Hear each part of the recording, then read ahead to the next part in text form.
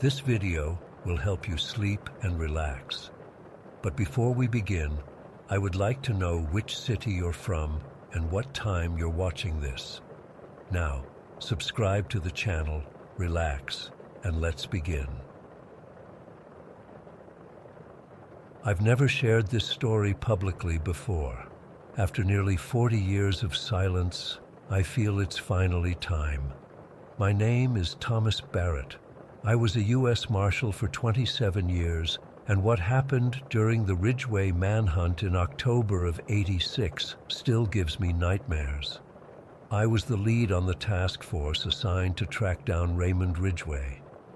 If you don't remember him, he was responsible for the murders of 6 people, including 2 FBI agents in the Pacific Northwest. A real sick bastard, 42 years old, red hair, with these strange burn scars across both palms that looked like someone had pressed his hands onto a hot stove. Our intel had tracked him to the Poseidon Wilderness near the Canadian border. Specifically, we believed he was hiding in a cave system near Osceola Peak, about 8,500 feet up. I'd worked dozens of manhunts before, but something about this one felt different from the start.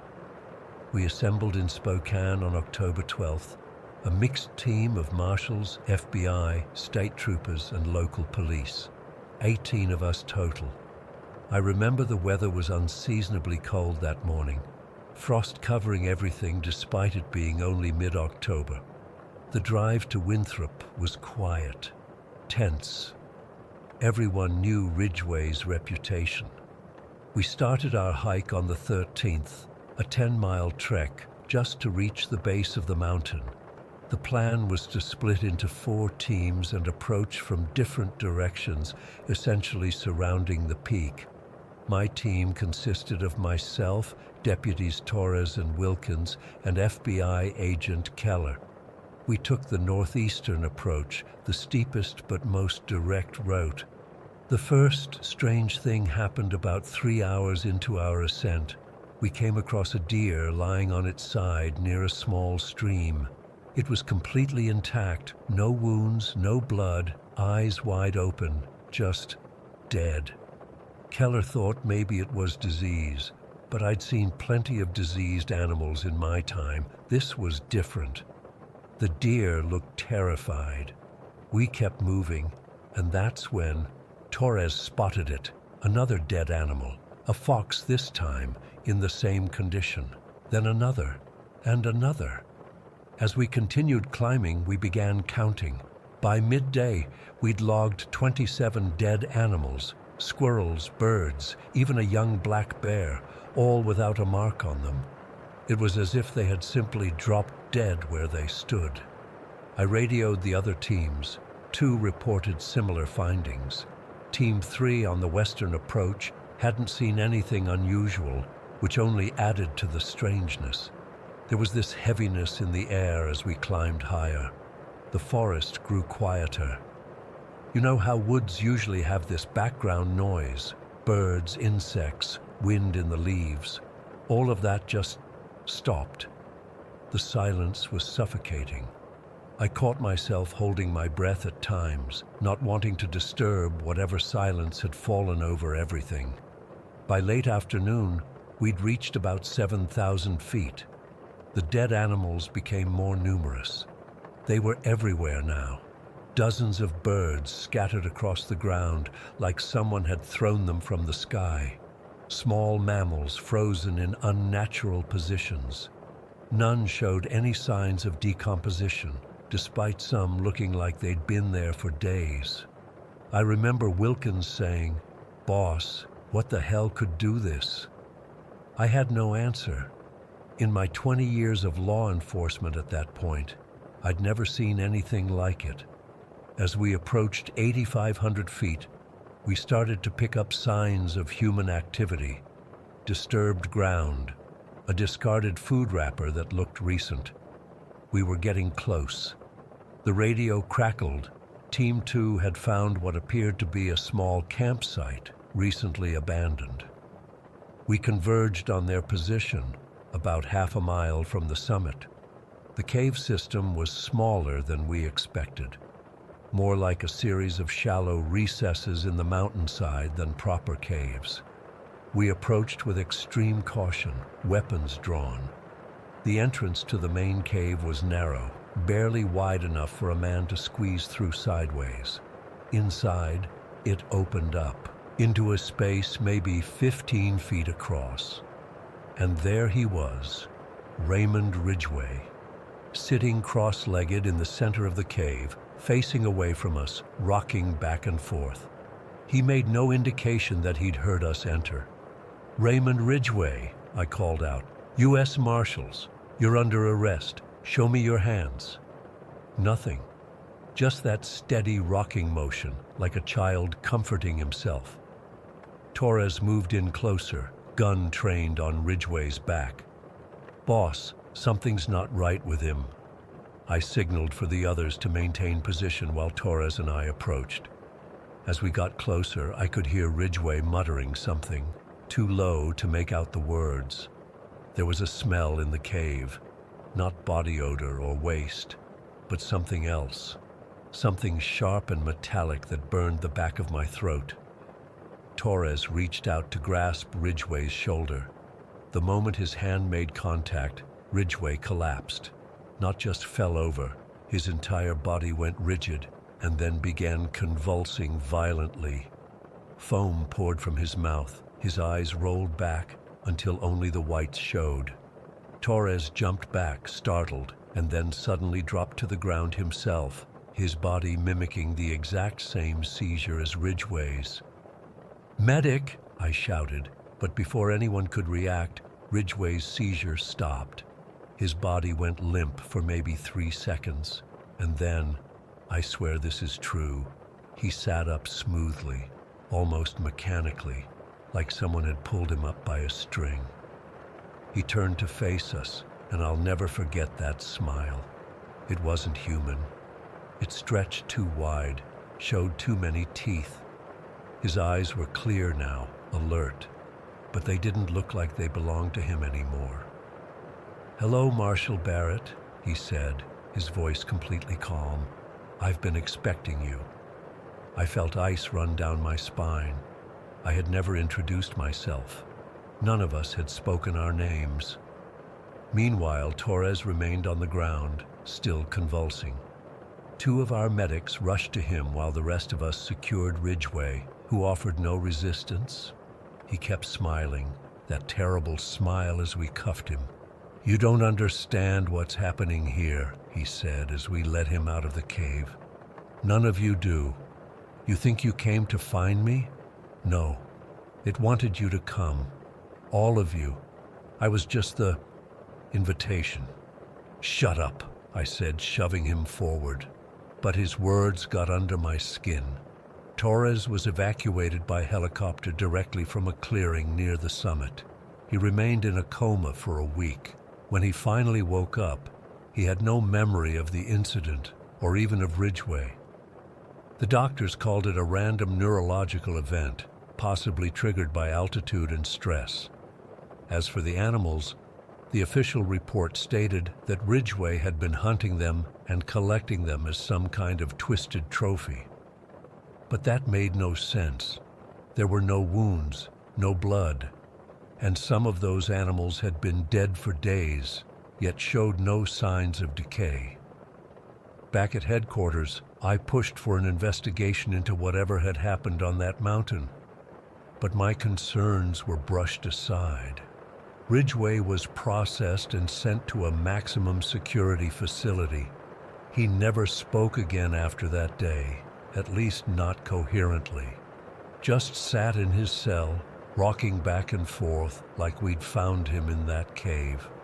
3 weeks after the arrest, I received a visit from 2 men who identified themselves as Department of Energy officials. They asked detailed questions about what we'd observed on the mountain, particularly about the animals and Torres's seizure. I told them everything, hoping they might have answers. Instead, they confiscated all my personal notes and photos from the operation. They informed me that the entire incident was now classified under national security protocols. When I protested, one of them looked at me with cold eyes and said, "Marshal Barrett, this matter is now well above your clearance level. Continuing to pursue it would be detrimental to your career and possibly your freedom." I never received any official explanation. Torres was transferred to a desk job in another state. Wilkins took early retirement. Agent Keller died in a single vehicle accident 6 months later. I stayed with the Marshals for another 7 years before retiring myself. During that time, I tried discreetly to gather information about Osceola Peak. I learned that the entire area had been temporarily closed for environmental assessment immediately following our operation. When it reopened 18 months later, several square miles around the peak remained permanently restricted as a wildlife conservation area. I've spent decades trying to make sense of what happened that day. The mass animal deaths, Torres's unexplained seizure, Ridgway's impossible knowledge of my name, the strange metallic smell in that cave, the way the government swept everything under the rug. Whatever we encountered on Osceola Peak wasn't just a fugitive hiding in a cave. It was something else, something that used Ridgway to draw us there, something that wanted witnesses. I'm 74 years old now. I don't have many years left, and I can't take this to my grave. There are things in this world that we're not supposed to know about, forces that operate beyond our understanding. And there are people in power who know about these things and choose to keep them hidden. I don't know what happened to Ridgway before we found him, what changed him, what gave him that inhuman smile. But I know what I saw, and I know what I felt on that mountain, a presence, a wrongness, like we had stepped into a place where the normal rules didn't apply. Torres still won't talk about it. I visited him last year in Arizona. The moment I mentioned Osceola Peak, he became physically ill and asked me to leave. Ridgway died in prison in 2002. The official cause was listed as heart failure. I made inquiries and learned his body was cremated before any family could claim it. Standard procedure, they said. But nothing about this case has ever been standard. Sometimes I dream about that cave. In my dreams, I'm the one sitting cross-legged in the darkness, rocking back and forth. And something is whispering to me, telling me secrets I can't remember when I wake up. But the feeling lingers, that there are things out there waiting to be discovered, and not all discoveries are meant for human minds to understand. If you've had experiences around Osceola Peak, or know anything about what might have happened there, please contact me. This may be my last chance to find the truth. Story 2. I still jump whenever someone opens our back gate. It's been 3 years, but the sound of that metal latch clicking makes my heart race every single time. My therapist says it's normal, that trauma leaves these little triggers embedded in your brain. But knowing it's normal doesn't make it any easier. It was late August, right before our senior year was about to start. The kind of sticky summer evening where the air feels like wet cotton against your skin. Me, Kelly, Claire, and Megan had been living in this little rental house about 6 blocks from campus for almost a year. Not the nicest place. The kitchen cabinets were literally falling off their hinges, and the bathroom sink leaked constantly. But it had a decent-sized backyard where the previous tenants had set up an above-ground pool. Nothing fancy, just one of those 20-foot diameter blue plastic jobs that's about 4 feet deep, but it was our little oasis. That evening we were celebrating Megan passing her nursing clinicals. We'd made these ridiculous fruity cocktails with whatever alcohol we had left over from previous parties, some vodka, peach schnapps, and this disgusting coconut rum that someone had brought over months ago. The drinks were so sweet they made your teeth hurt, but they did the job. We were all floating around on these cheap pool floaties, watching the sunset, talking about our plans for senior year. Remember exactly what we were wearing. I had on this black two-piece that I'd bought on clearance at Target. Kelly was in her bright yellow bikini, the one with the little pineapples on it that her boyfriend Pete always said made her look like a snack. His words, not mine. Claire had this conservative one-piece because she was always self-conscious about the scar on her stomach from her appendectomy. Megan was in her usual athletic bikini. The girl was a runner and never missed a chance to show off her abs. The music wasn't even that loud. We had this little waterproof Bluetooth speaker floating around with us, playing some summer playlist Kelly had made. We were all a little tipsy, but not drunk. Just that perfect buzzed feeling where everything's warm and funny and you feel like you've got all the time in the world. I was the one facing the gate, but I didn't notice them until they were already inside our yard. The sun was setting behind them, casting these long shadows across the grass, and for a split second, I thought they were friends of Kelly's boyfriend or something. 3 guys, college-aged like us. The tallest one had this backwards baseball cap and a tank top showing off tattoos on both arms. The second guy was shorter, but built like he spent every waking moment at the gym. The third was lanky with this patchy beard that looked like he was trying way too hard to look older. I remember nudging Kelly with my foot and nodding toward them, thinking maybe she knew who they were, but the look on her face told me everything I needed to know. These guys weren't our friends. They weren't even supposed to be here. "Can we help you?" Megan called out, her voice sounding suddenly very small in the open air of our backyard. The tall one, who I would later come to think of as Chad in my nightmares, just smiled this smile that made my skin crawl. "We're looking for Janet," he said. "She live here?" "No Janet here," Kelly replied quickly. "I think you have the wrong house." That's when the stocky one, Brad, started walking closer to the pool, his eyes scanning over each of us in a way that made me instinctively cross my arms over my chest, even though I was still floating in the water. "You sure?" he asked. "'Cause Janet definitely gave us this address, said she lives here and that we should stop by." Claire, always the peacemaker, spoke up. "Maybe she used to live here? We've been here almost a year, and it's just the 4 of us." That's when the atmosphere shifted. The lanky one, Vlad is what I call him in my head, let out this laugh that wasn't really a laugh at all, more like a sound a hyena would make.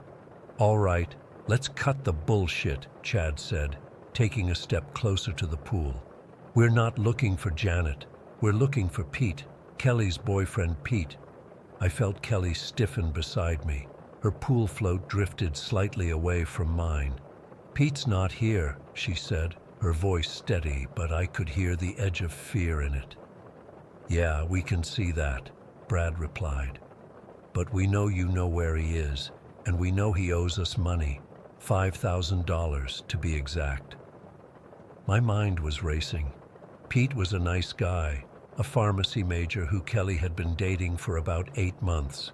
He wasn't the type to be involved with guys like these. At least, that's what I thought.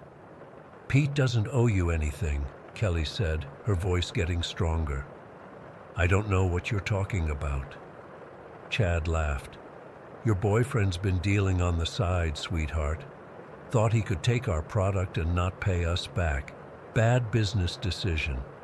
That's when Vlad walked over to the side of the pool where the ladder was. With one swift motion, he unhooked it and tossed it onto the grass several feet away. My stomach dropped. The pool was only 4 feet deep, but the sides were slick plastic with nothing to grip. Without the ladder, getting out would be a struggle, especially with these guys standing there. "What are you doing?" Megan demanded, trying to sound authoritative, but her voice cracked. Chad reached into his pocket and pulled out what I first thought was a pen. Then, with a flick of his wrist, a blade appeared. A switchblade. Not huge, maybe 3 inches, but it might as well have been a machete with the way my heart was pounding.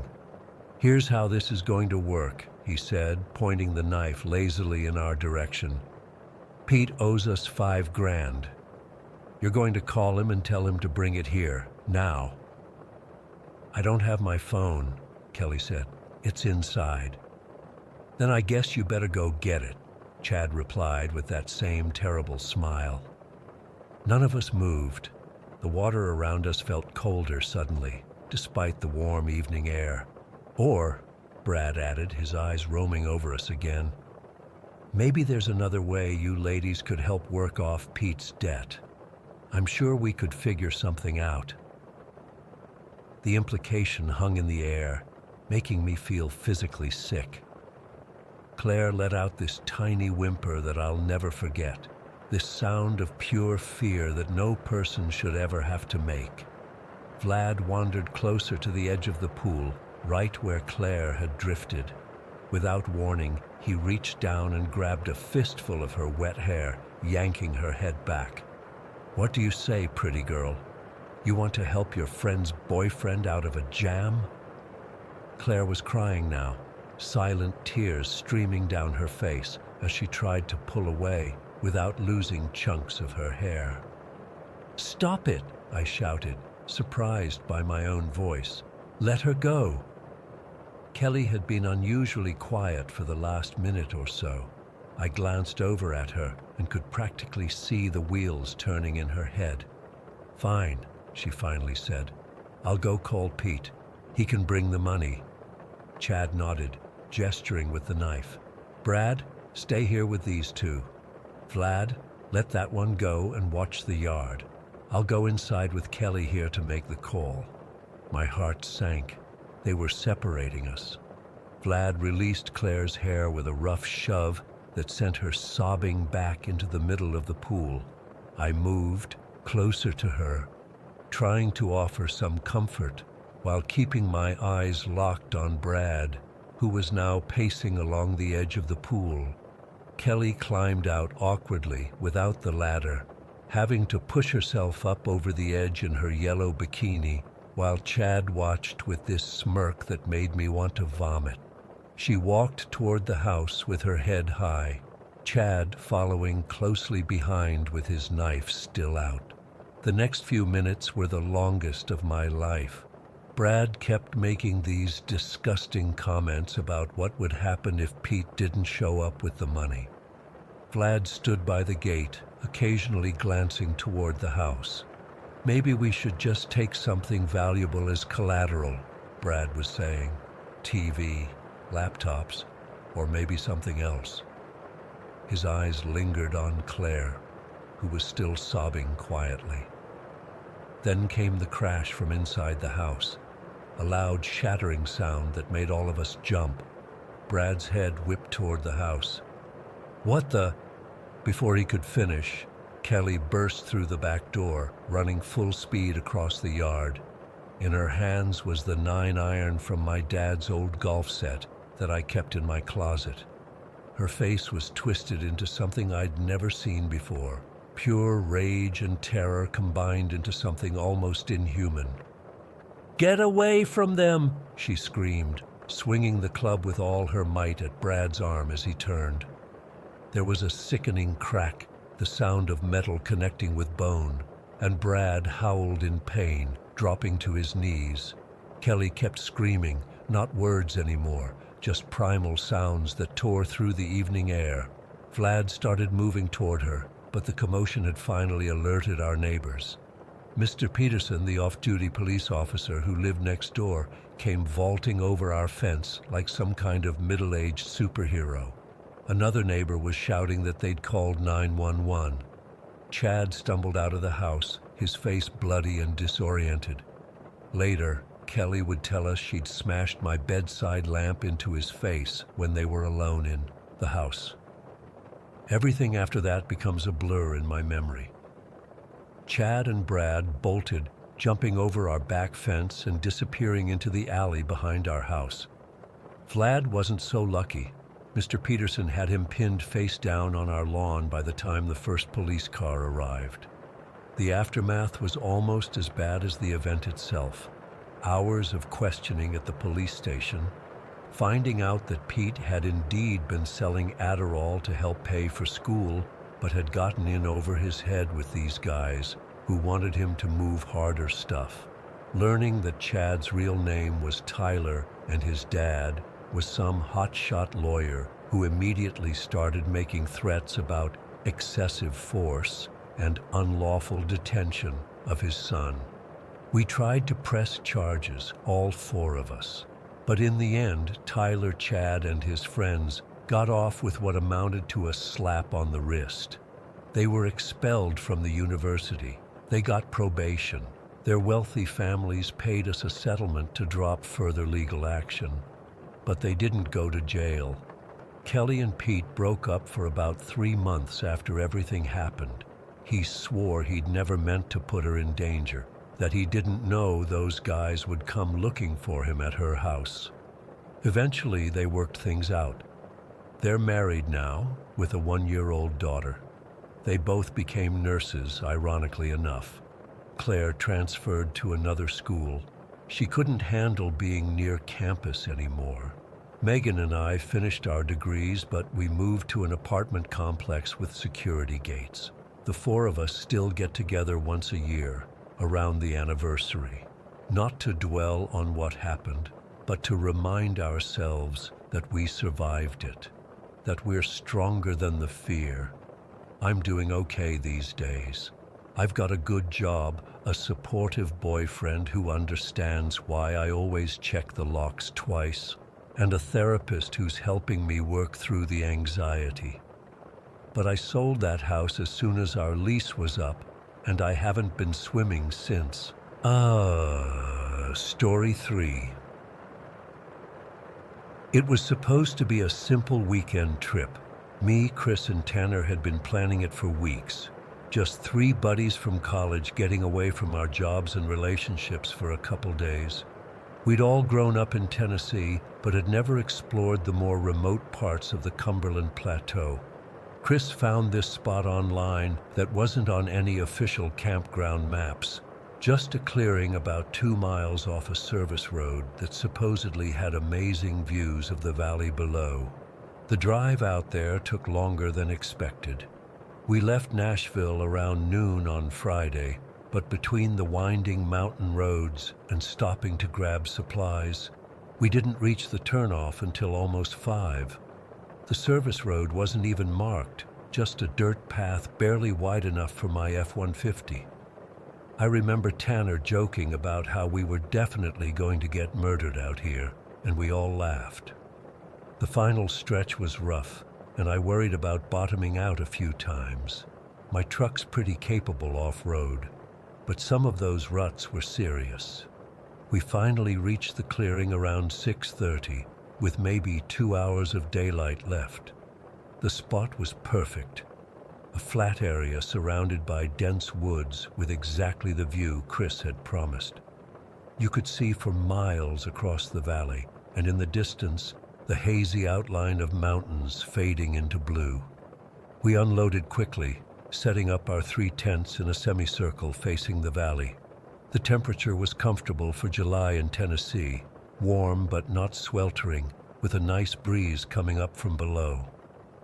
We collected firewood from the surrounding area, careful not to venture too far into the woods as daylight faded.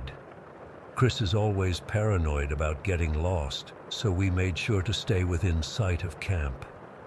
The evening was honestly perfect. We got a decent fire going, grilled some burgers, and broke out the beers we'd packed in ice. Just 3 friends bullshitting about life, work, relationships, the usual stuff. I remember feeling so relaxed, thinking how we needed to do this more often. Around the fire, Tanner mentioned he thought he heard something moving in the woods behind us, but we figured it was just deer or maybe a raccoon. Nothing unusual for these parts. We stayed up until maybe 1 in the morning. The stars out there were incredible. No light pollution, just a clear, dark sky absolutely packed with stars. I'm not usually one for that nature appreciation stuff, but even I had to admit it was something special.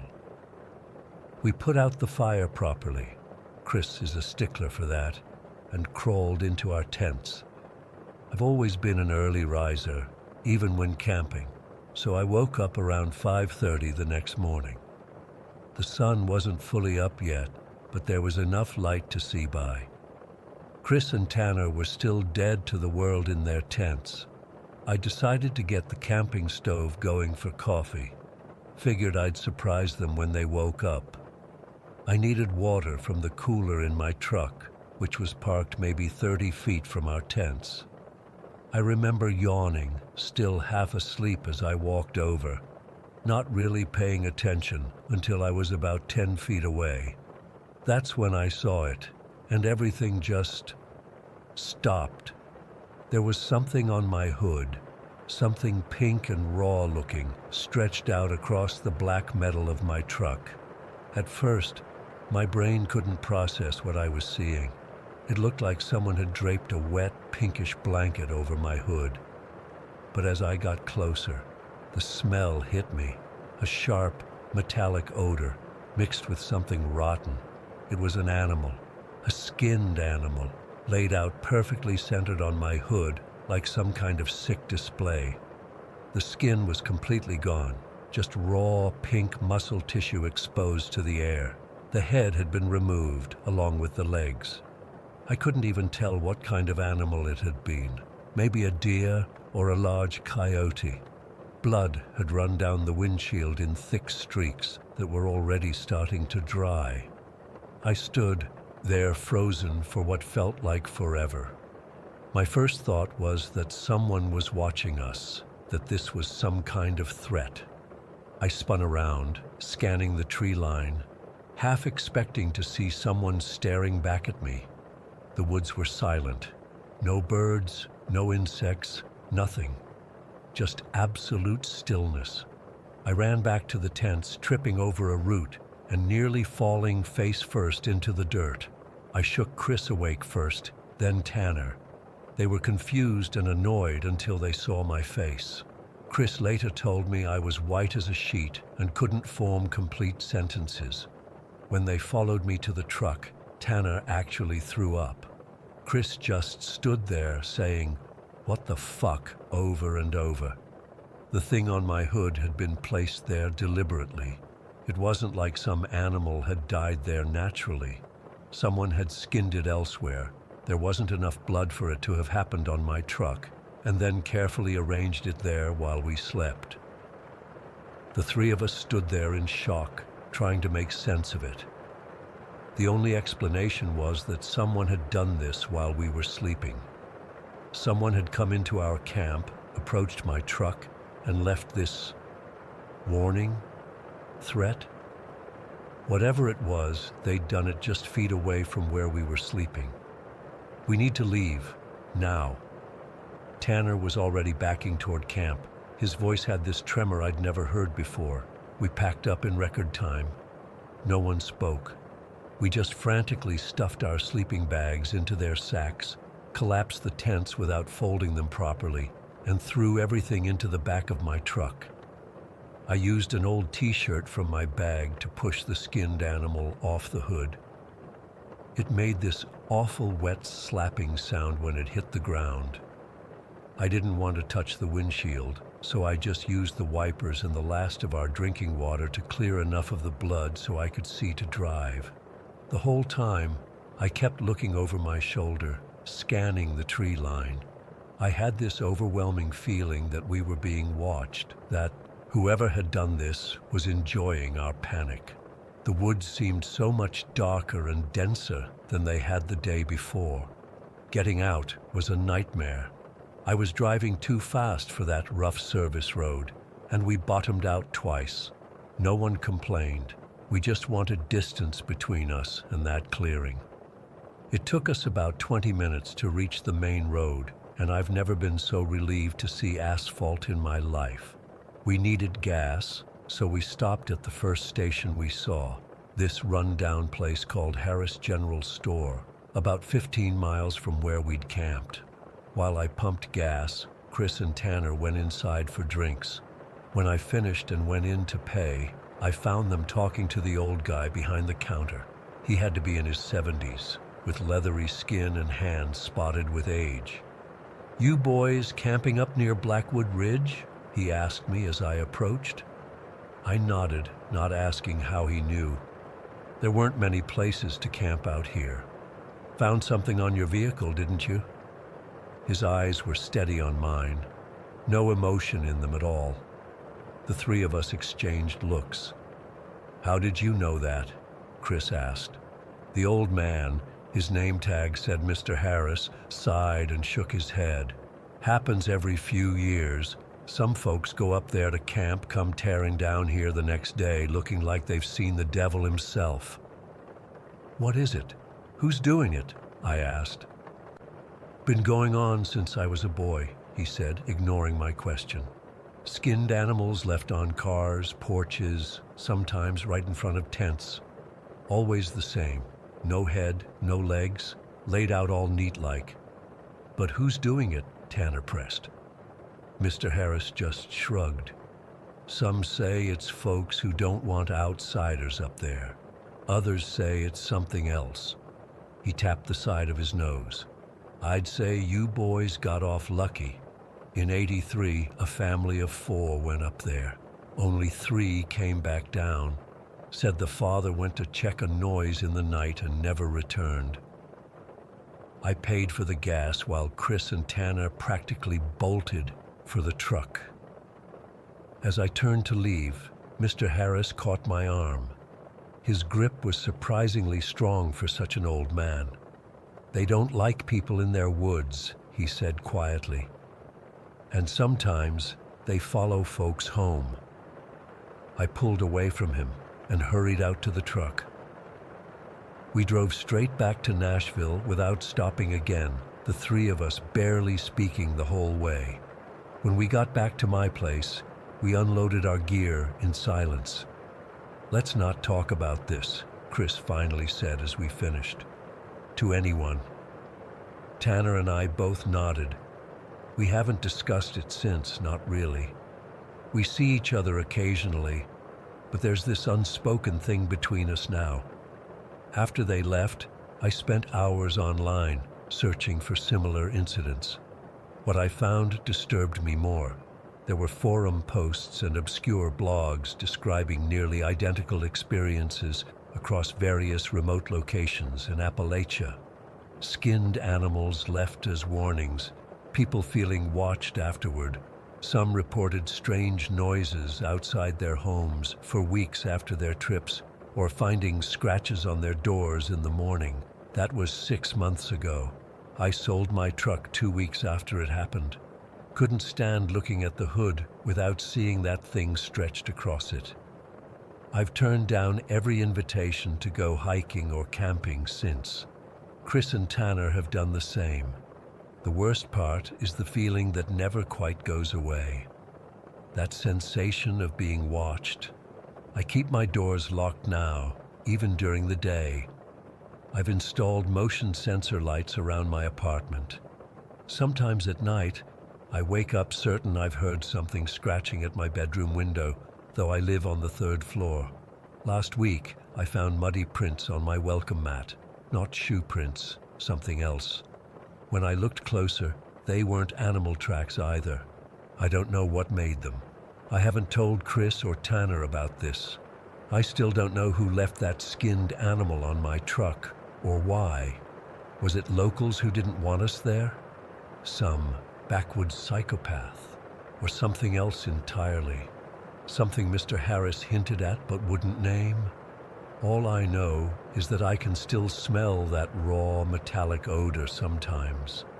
And whenever I do, I check the locks again and try not to look out the windows after dark, because whatever was in those woods, I can't shake the feeling it followed me home. Story 4. I've never really talked about this with many people, mainly because I don't think they'd believe me. Most folks just nod and smile when I try to explain what happened, but I know what I saw that day. It's been almost 12 years now, but I remember it like it was yesterday. I was 15 at the time, just a kid who'd grown up hunting with my dad in the backwoods of eastern Kentucky. We lived about a mile from what locals called Turner's Hollow, a dense patch of forest nestled between two ridgelines. It was prime squirrel hunting territory, and I knew those woods like the back of my hand. I'd been hunting there since I was probably 11 or 12, so there wasn't much that could surprise me out there. At least that's what I thought. It was early October, one of those perfect fall mornings where the air has that crisp bite to it. But the sun warms you just enough once it clears the trees. Dad had dropped me off at the west entrance to the hollow while he went further north to try his luck at a spot where he'd seen some movement the previous weekend. We agreed to meet back at the truck around noon. I remember checking my watch as I loaded my .22. It was just past 7 in the morning. The leaves were starting to turn, mostly yellows and light oranges, but they hadn't really started dropping yet, which meant good visibility in the canopy. Perfect squirrel hunting conditions. The first hour went exactly as expected. I spotted maybe 5 or 6 fox squirrels moving around the upper branches, chattering away and busy collecting acorns for winter. I managed to bag 2 decent-sized ones, which wasn't bad. I wasn't in any hurry. There's something peaceful about just sitting on a fallen log, watching the forest wake up around you. Around 8:30, I decided to move deeper into the hollow, toward a small creek where I'd had good luck before. The forest floor was covered in a carpet of dead leaves that crunched under my boots. I wasn't too worried about being quiet, since squirrels mostly pay attention to movement rather than sound. I found a good spot against a big oak tree near the creek bed and settled in. Almost immediately, I noticed 3 squirrels running up and down a hickory tree about 40 yards ahead of me. I raised my rifle, choosing the largest one, and was just about to squeeze the trigger when something strange happened. All 3 squirrels froze at the exact same moment, and I mean completely froze, not the usual pause and look around thing they do. This was different. Then, faster than I'd ever seen squirrels move, they disappeared into the canopy, just vanished. That's when I heard it. A crashing sound from the gully to my right, maybe 70 yards away. It wasn't the sound of a deer moving through brush. I'd heard that 1,000 times. This was heavier, more deliberate somehow. I lowered my rifle and turned toward the sound. At first, I couldn't see anything through the undergrowth. Then I caught movement, something big moving between the trees. My first thought was that it was Dad. Maybe he'd circled around to meet up with me earlier than planned. "Dad," I called out, not too loud, but enough that he would hear me if it was him. No answer. That's when I got my first good look at whatever it was. It was tall, way taller than my dad, who's about 6 foot even. This thing had to be at least 7 feet, maybe taller. It was moving through some pretty rough terrain, but it was staying upright, walking on 2 legs. And it was moving fast, which didn't make sense given how thick the brush was there. What really struck me was how broad its shoulders were. I remember thinking it looked like a football player wearing shoulder pads under a bulky coat, except it wasn't wearing anything at all. The color was hard to make out at that distance, kind of a dark brown or maybe grayish. Its arms seemed longer than they should be, hanging down almost to its knees.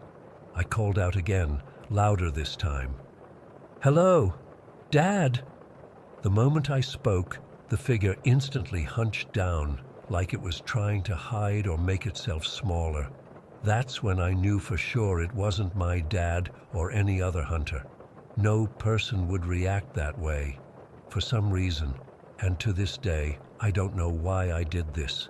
I called out one more time, "Who's there?" That's when it turned and looked directly at me. Even from that distance, I could feel its eyes lock onto mine.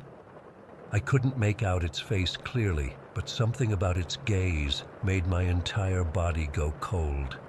It wasn't human eyes looking back at me. I was absolutely certain of that now. The proportions were all wrong. It looked almost human-shaped, but definitely wasn't human at all. We stared at each other for what felt like forever, but was probably only a few seconds. Then it moved. Oh God, the way it moved. It sprinted away, still upright on two legs, but faster than anything I've ever seen move through dense forest. It covered ground in a way that seemed impossible, clearing fallen logs and dense undergrowth like they weren't even there. It was heading deeper into the hollow, away from where my dad was hunting. After it disappeared from view, I noticed something that still gives me chills when I think about it. The forest had gone completely silent. No birds, no squirrels chattering, nothing. Just absolute total silence. Anyone who's spent time in forests knows they're never completely quiet. There's always something making noise, but not then. It was like everything was holding its breath. I stood frozen for, I don't know how, long. My heart was pounding so hard I could feel it in my throat. Eventually, I came to my senses enough to realize I needed to get out of there. I started backing up slowly, keeping my rifle ready, even though I knew deep down it wouldn't do much good if that thing came back. I kept looking over my shoulder as I made my way back toward the entrance of the hollow where Dad would eventually pick me up. I'd never felt so exposed in those woods before. Every shadow seemed to move. Every rustle of leaves made me jump. By some miracle, I made it back to our meeting spot without seeing the thing again. Dad showed up around noon as planned. He could tell something was wrong the second he saw me. I was pale and jumpy, still clutching my rifle with white knuckles. I tried to tell him what I'd seen, but I could tell he didn't really believe me. He listened, nodded, and then suggested maybe I'd seen another hunter wearing camouflage, or possibly a black bear standing up. But I know what bears look like, and this wasn't that. Bears don't move the way this thing moved. He made me promise not to tell Mom because she'd just worry and probably never let me go hunting alone again. For years, I tried to convince myself Dad was right, that I'd just seen another hunter, or maybe a bear from a weird angle, that the silence in the forest was just my imagination, running wild after getting spooked. But deep down, I knew better. Then, about 4 years later, something happened that erased all my doubts. I was 19, home from college for the summer. We'd moved to a different house by then, closer to town, but still backing up to a large stretch of woods. It was July, around 9:30 at night, and I was taking our German Shepherd Rex out for his last walk before bed. Rex was the most fearless dog I've ever known. He'd chase after anything, deer, raccoons, even chased off a black bear once that got into our trash. Nothing scared that dog. We were walking along the edge of our property, where the yard meets the tree line. It was a clear night with a quarter moon, just enough light to see where we were going without a flashlight. Rex was off-leash, trotting about 20 feet ahead of me, nose to the ground, following some scent. Then it happened. From somewhere in the darkness of the trees, I'd guess maybe 100 yards in, came the most terrifying sound I've ever heard. It was a roar, but not like any animal I knew. It started low, almost like a mountain lion's growl, but then changed into something higher pitched, more like a wolf's howl, but much deeper and more guttural. The sound seemed to go on forever, echoing through the trees. Rex's reaction told me everything I needed to know. His ears went flat against his head, and without even a backward glance at me, he bolted straight for the house. This dog who feared nothing, this dog who'd faced down a bear, he ran like his life depended on it. I didn't stick around either. I ran after Rex, my heart about to explode out of my chest. When I got to the house, I found him cowering in his doghouse, shaking uncontrollably. He wouldn't come out no matter how much I called him. He stayed there until morning. I never told my parents about that night. My dad would have said it was just a mountain lion, even though there hadn't been a confirmed sighting in our county for decades. But I knew. Somehow I knew it was the same thing I'd seen in Turner's Hollow when I was 15. These experiences changed something fundamental in me. I still go hunting, still spend time in the woods, but I'm different now. Always scanning the trees, always listening for that unnatural silence that means something's not right. I carry a bigger caliber rifle these days, though I don't know if it would make any difference. Most people go through life thinking they understand the world around them, thinking the boundary between the known and unknown is solid and well-defined. I know better.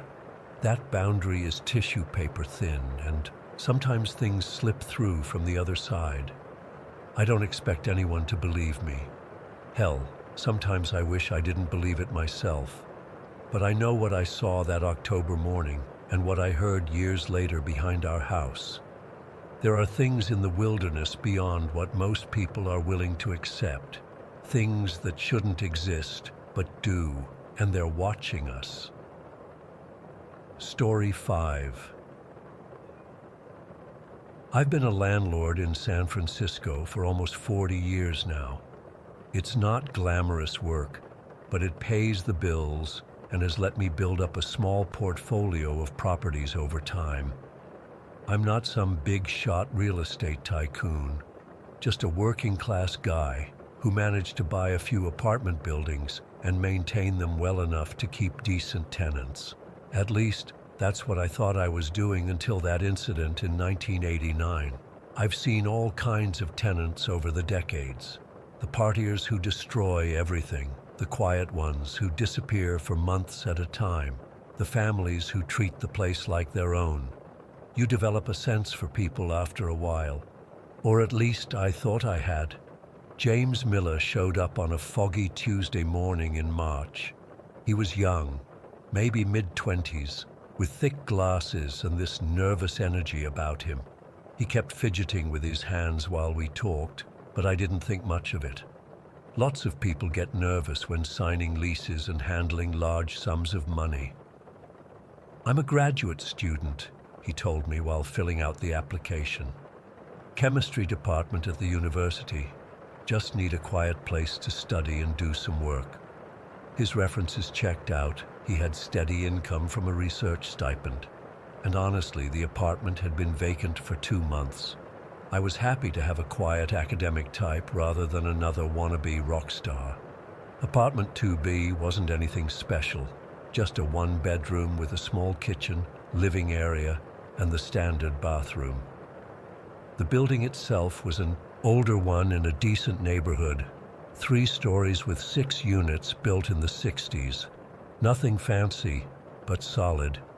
For the first few months, James was the perfect tenant. Rent always on time, rarely made noise, and kept to himself. I'd see him occasionally in the hallway, always carrying books or a backpack, always with that same intense, distracted look. He'd nod politely, but rarely stop to chat. Fine by me.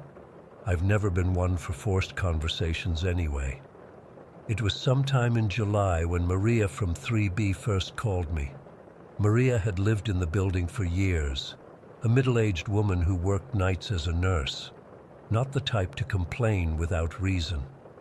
"Frank, there's some kind of chemical smell coming from downstairs," she said, sounding concerned. "It's been getting stronger the past few days, like cleaning products, but different, harsher." I promised I'd check it out, figuring maybe James was just deep cleaning or had spilled something. When I knocked on his door that afternoon, it took him nearly 5 minutes to answer. When he finally did, he only opened it a crack, just enough for me to see his face. He looked terrible, pale, with dark circles under his eyes like he hadn't slept in days. "Everything okay in there?" I asked, trying to peek past him. "Getting some complaints about chemical smells." "Oh, sorry about that," he said quickly. "Just a little project for school. I'll keep the windows open more." He tried to close the door, but I stuck my foot in it, an old landlord trick. "Need to come in and check it out, make sure everything's up to code." I wasn't buying his brush off.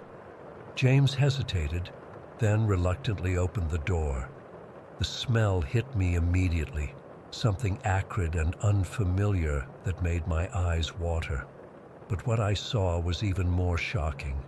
The kitchen had been transformed into some kind of laboratory. The small dining table was covered with beakers, test tubes, and equipment I couldn't name. A Bunsen burner was set up next to the sink. Bottles of chemicals lined the counter, none with labels I recognized. Some kind of makeshift ventilation system had been rigged up to the window using duct tape and plastic tubing. "What the hell is this?" I demanded, stepping inside. "This can't be safe. You can't be running a lab in a residential apartment." James ran his hands through his hair, which I noticed was falling out in patches. "It's perfectly safe, Mr. Dugan. I know what I'm doing. This is just supplemental research. Things I can't do at the university labs because of their restrictions." "Restrictions?" That word set off alarm bells. "Is this illegal? Drugs?" "No, nothing illegal," he insisted, looking genuinely offended. "It's legitimate chemical research, theoretical applications of molecular restructuring. I'm breaking new ground here." I didn't understand half of what he was saying, but I understood fire codes and liability. "I don't care what kind of ground you're breaking. This is a violation of your lease.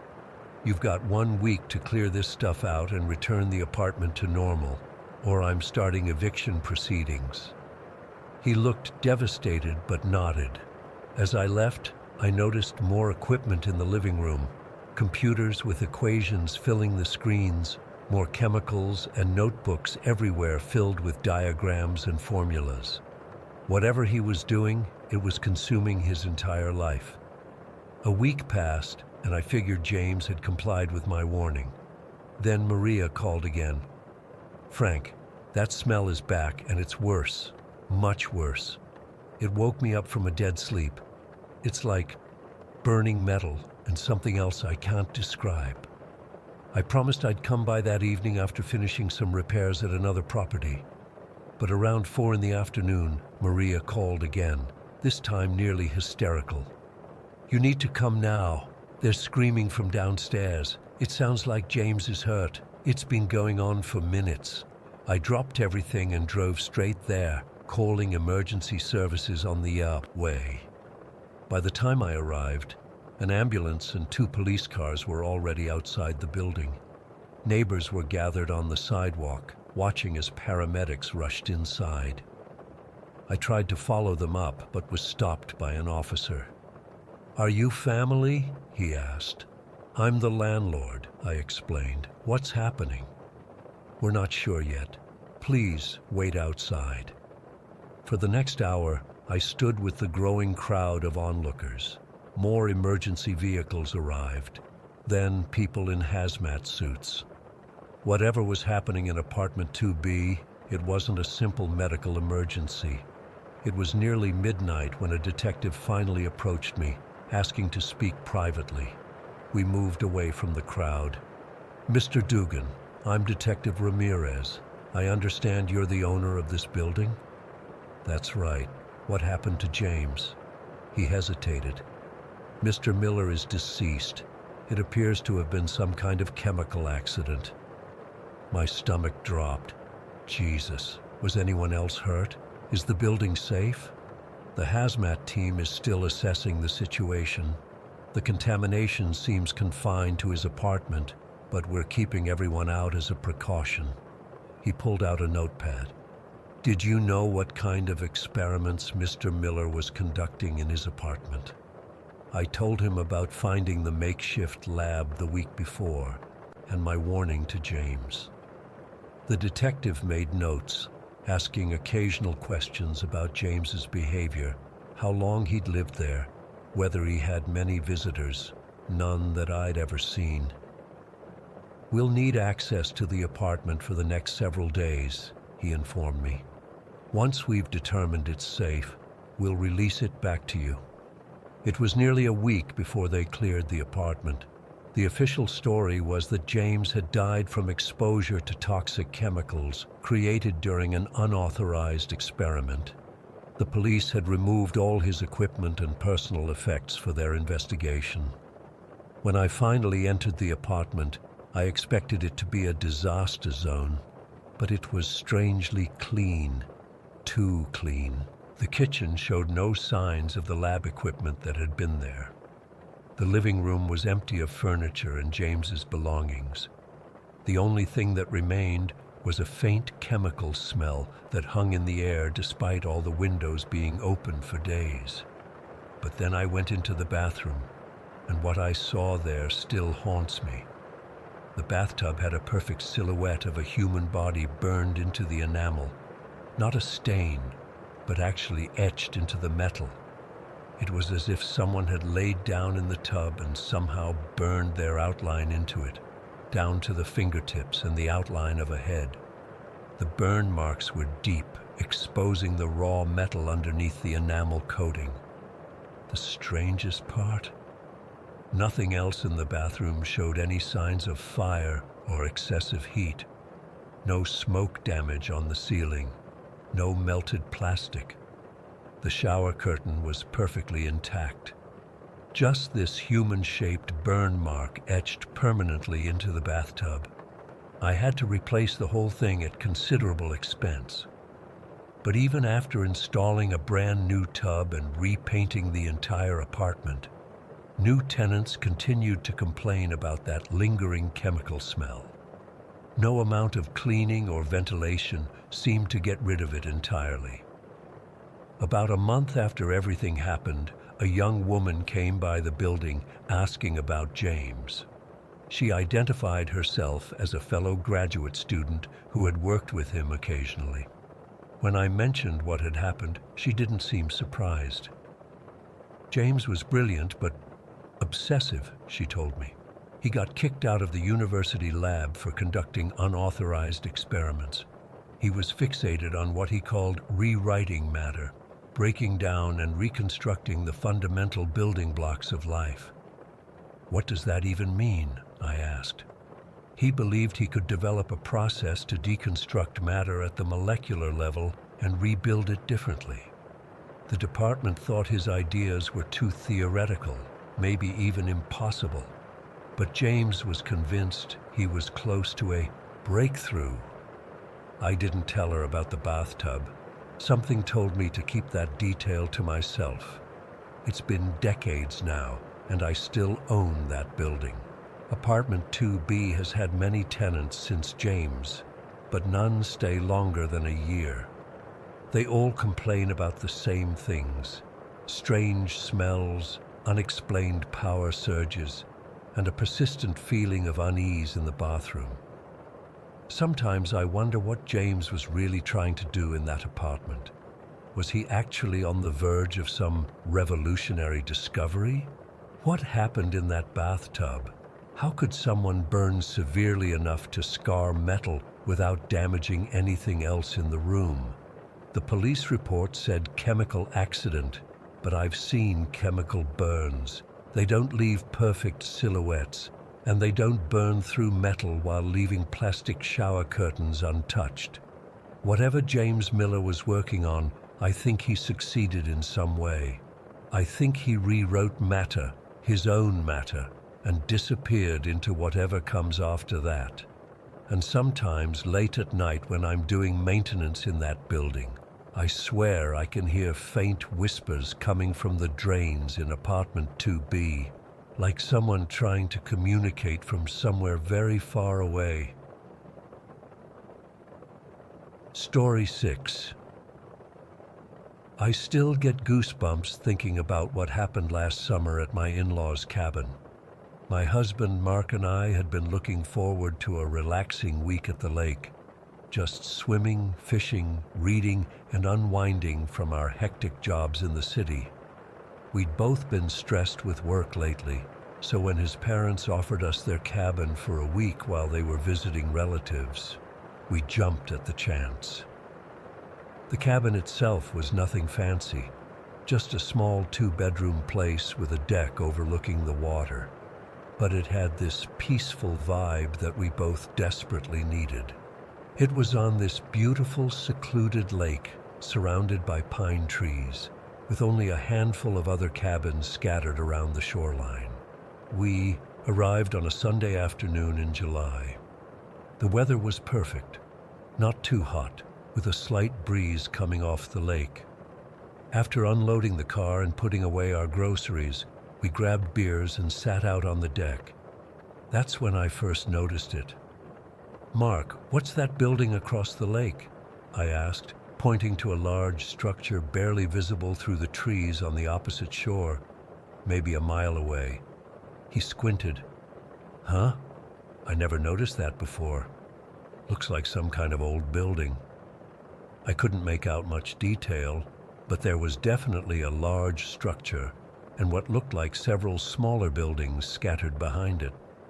They had this gray, weathered look that stood out against the greenery. "Your parents never mentioned any buildings over there?" I asked. Mark shook his head. "They've only owned this place for about 5 years. I don't think they do much exploring." We didn't think much more about it until dinner, when Mark pulled out an old map of the lake area that his dad kept in a drawer. We spread it across the kitchen table, and there it was, labeled Camp Silver Lake, Girls' Summer Camp, Closed. "It must have been abandoned for years," Mark said, tracing his finger along the shoreline on the map. "I wonder why no one's done anything with the property." I felt a strange pull toward the place. We should check it out tomorrow. We could take the canoe. Mark seemed hesitant at first, but I could see he was curious too. "I guess we could paddle over in the morning," he agreed.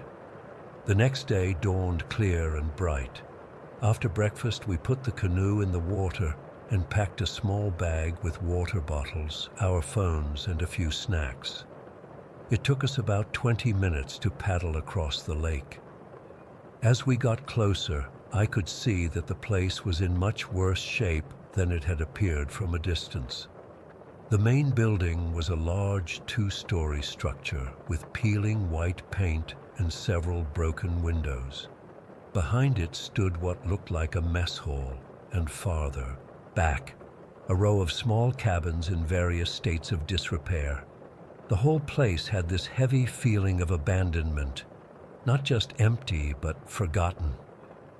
We pulled the canoe onto a small, overgrown beach and tied it to a nearby tree.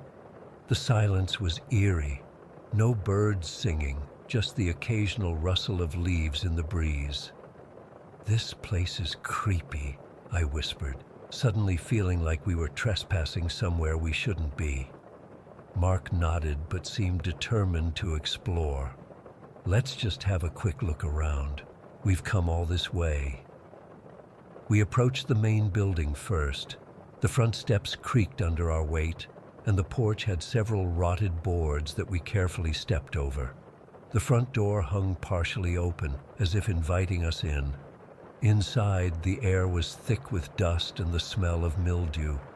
Sunlight filtered through broken windows, creating weird patterns on the floor. We were standing in what must have been a reception area, with a large desk against one wall and faded bulletin boards on another. "Look at this," Mark said, pointing to a framed black and white photo that still hung crookedly on the wall. It showed a group of young girls and their counselors standing in front of the building, all smiling in their uniforms. The glass was cracked, and the date at the bottom read, "Summer 1976. We moved deeper into the building, finding what had once been offices, then a large common room with a stone fireplace. Everything was covered in dust, but what struck me as odd were the random items scattered about. A chair positioned in the middle of a room, a pile of moth-eaten blankets in a corner, an old doll sitting upright on a windowsill. "Someone's been here," I said quietly, pointing to several distinct footprints in the dust on the floor. They looked relatively fresh compared to the thick layer of dust covering everything else. Mark nodded, kneeling down to examine them. Multiple people too, different shoe sizes. We continued exploring, finding a staircase that led to the second floor. I hesitated at the bottom. "Maybe we should head back," I suggested, suddenly feeling uneasy. "Just a quick look upstairs," Mark insisted. "Then we can check out some of the other buildings." I reluctantly followed him up the creaking stairs, keeping my hand against the wall for balance. The second floor was a long hallway with rooms on either side, probably where the camp administrators stayed. Most of the doors were open, revealing sparse rooms with metal bed frames, some still with dirty, torn mattresses. "This place gives me the creeps," I whispered. "Why are there still mattresses here? Wouldn't they have cleared everything out when they closed down?" Mark shrugged. "Maybe they went bankrupt or something and just abandoned everything." As we reached the end of the hallway, I noticed more footprints in the dust. These were different somehow, more deliberate, with clear heel and toe impressions. They led into what looked like it had been the camp director's room, a larger space with a broken desk and toppled bookshelf. I was about to step inside when we heard it, a heavy thud from somewhere behind us in the building. We both froze. "What was that?" I whispered, my heart suddenly pounding. "Probably just something falling," Mark said, but I could tell by his voice that he was uneasy too. Then came another sound, unmistakably footsteps, slow and deliberate, moving across the floor below us. Mark gripped my arm, pulling me back toward the staircase. The footsteps stopped, as if whoever was down there was listening, trying to locate us. Then, without warning, they accelerated into a run, heading straight for the stairwell. "Run!" Mark yelled, grabbing my hand. We bolted down the hallway toward another staircase we had passed earlier. Behind us, the footsteps pounded up the main stairs. I've never run so fast in my life. We practically flew down the back staircase, through what had once been a kitchen, and out a rear door. We didn't stop running until we reached the tree line, where we crouched down, trying to control our panicked breathing. From our hiding spot, we could see the back door we'd just escaped through. After a minute or two, a figure emerged onto the small back porch. I couldn't make out any details, just a dark silhouette against the weathered gray of the building. The figure stood there, perfectly still, seeming to scan the area around the building. Then it moved, stepping off the porch and beginning to circle the structure, as if searching for us. "We need to get back to the canoe," Mark whispered. I nodded, too terrified to speak. We stayed low, moving through the trees, making a wide detour around the camp to reach our canoe on the beach. Every snap of a twig made me jump. I kept imagining someone or something right behind us. When we finally reached the beach, we sprinted for the canoe, but in our panic, we couldn't get the rope untied. The knot had somehow become impossibly tight. Leave it, I hissed, glancing back toward the camp buildings. We can swim if we have to. Mark gave the rope one final tug, then nodded. Let's just get around the lake on foot. We can come back for the canoe later. We hurried along the shoreline for a while, then cut through the woods, trying to make our way back to the cabin. It took us almost 2 hours of scrambling through underbrush and overfallen trees. By the time we finally saw Mark's parents' cabin, I was scratched, exhausted, and still terrified. We collapsed on the deck, gulping down water and trying to make sense of what had happened. We should call the police, I said after catching my breath. Mark looked uncertain. And tell them what? That we broke into an abandoned building and got scared by someone who might have just been another explorer like us? He had a point, but it didn't explain the crawling dread I'd felt in that place, or the way the figure had searched for us so methodically. As evening approached, I kept glancing across the lake, half expecting to see someone watching us from the opposite shore. The thought of our canoe still sitting there bothered me too, like we'd left evidence of our trespassing. Around 7, Mark's dad called to check on us. When Mark mentioned that we'd left the canoe on the other side of the lake, his dad seemed unusually concerned. "You need to get that back before dark," he insisted. "I'll send your brother Tom over to help. He's only about 20 minutes away." Tom arrived shortly after, and after Mark explained what had happened, leaving out some of the scarier details, Tom agreed to go with Mark to retrieve the canoe. "You stay here," Mark told me firmly. "Lock the doors until we get back." Part of me was relieved to stay behind, but another part felt guilty for letting them go alone. I watched from the deck as they took Tom's small motorboat across the lake, the sound of the outboard motor breaking the evening stillness. Through binoculars, I could see them beach the boat and head toward where we'd left the canoe. They disappeared from view for a while, and I found myself holding my breath until they reappeared, dragging our canoe toward the water. When they returned about 40 minutes later, both men looked shaken. They secured both boats to the dock and hurried up to the cabin. "That place is wrong," Tom said as soon as they were inside. "Just wrong." Mark nodded, pouring himself a whiskey with shaking hands. "We went back to the main building to make sure no one was following us," he explained. "The atmosphere was even worse at sunset. Everything was casting these long shadows." "We found more footprints upstairs," Tom added. "Different from the ones you guys saw. Fresher." "And the rope on the canoe," Mark said, looking at me with wide eyes. "It wasn't how we left it. The knot was different, tied in this complicated way neither of us recognized." "Someone was watching us," Tom said quietly. "When we were pushing the canoe into the water, we heard a branch snap nearby, clear as day. But there was no one there when we looked." We spent the rest of the evening with all the lights on, jumping at every sound. Tom decided to stay the night instead of driving back to his place. None of us slept well. The next morning, we called Mark's parents and made up some excuse about needing to get back to the city early. There was no way I was spending another night in that cabin, looking across the water at that abandoned camp. Before we left, I did some research on my phone about Camp Silver Lake.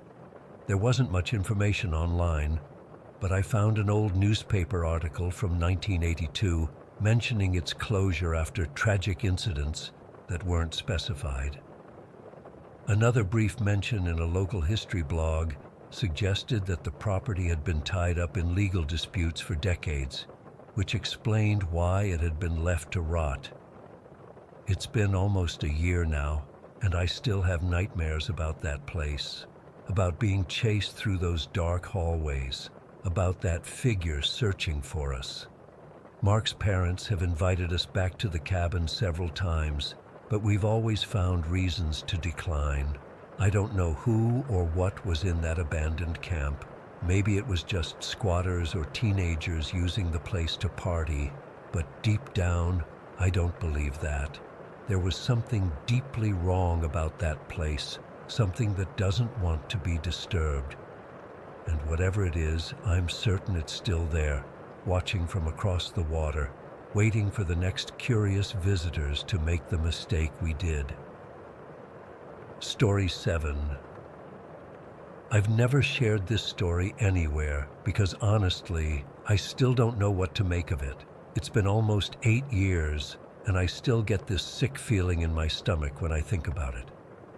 So Chris and I had been best friends since elementary school. We started doing these hardcore camping trips when we were in high school, just the two of us. No fancy equipment, no campgrounds with bathrooms and picnic tables, just us, basic supplies, and the wilderness. The whole point was to challenge ourselves to see if we could actually survive with minimal stuff. We'd bring a small tent, basic tools, some emergency supplies, but we'd fish and forage for most of our food. It was our thing.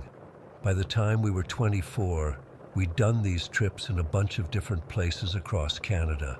For that year, we decided on Algonquin Provincial Park in Ontario.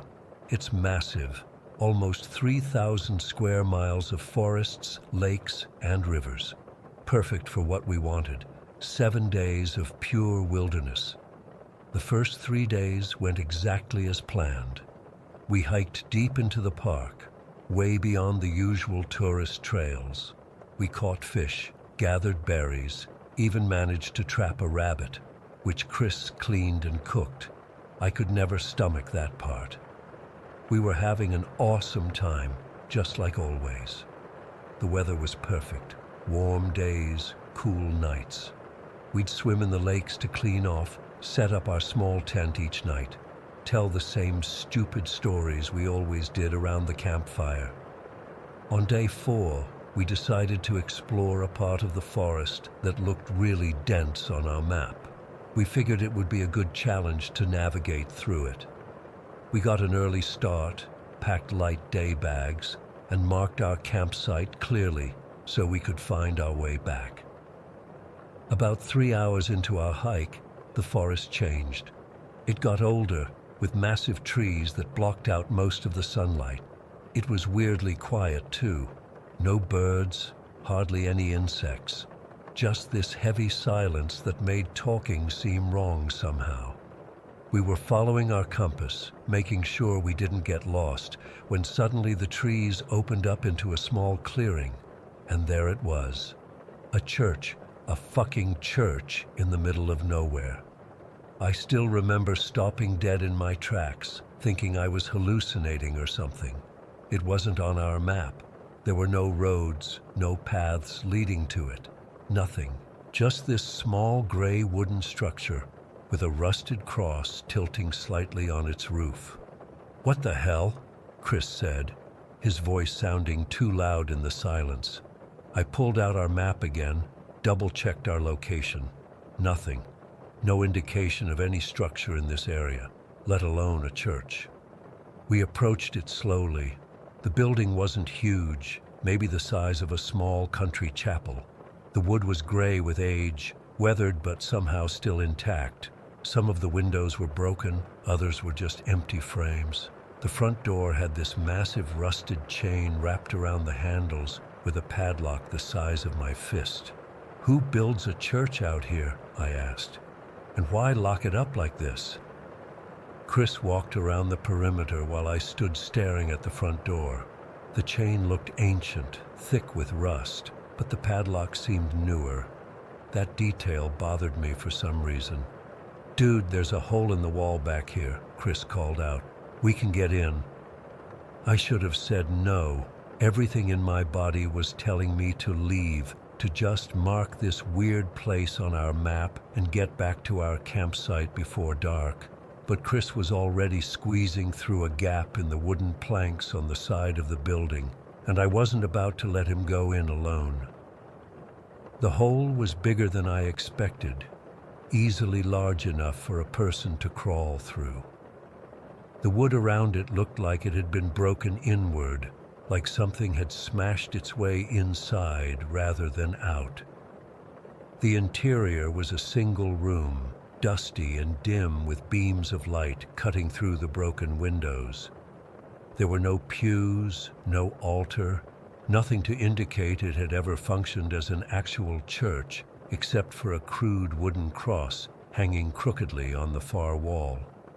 The floor was wooden planks, warped with age and moisture, and in the center of the floor was a trapdoor.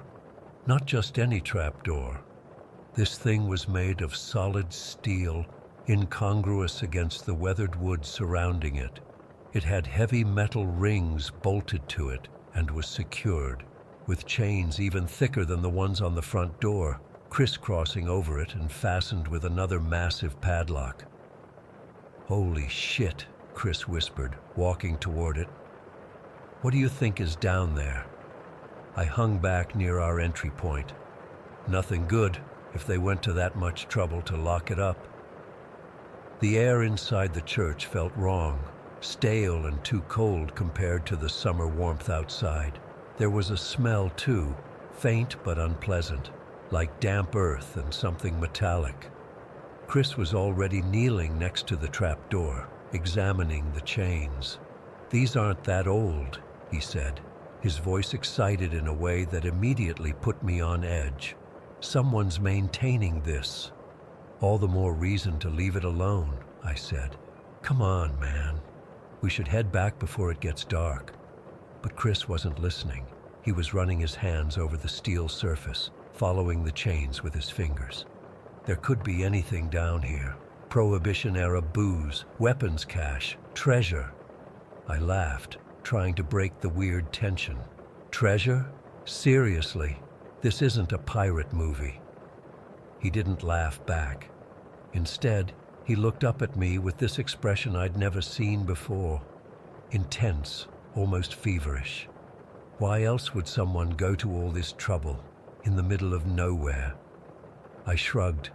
Nuclear waste? Dead bodies? Man-eating clowns? Who cares? It's not ours to mess with. We need to open it. The way he said it sent a chill through me. Flat, determined. Not like Chris at all. "No, we don't," I said firmly. "We need to leave and forget we ever found this place." He stood up abruptly. "I need to see what's down there." He started looking around the church, picking up a broken piece of wood, testing its strength. "Chris, seriously, stop. This isn't funny." He ignored me completely, moving to one of the empty window frames and snapping off a piece of the frame that had been hanging loose. He tested its weight in his hand, then moved back to the trapdoor.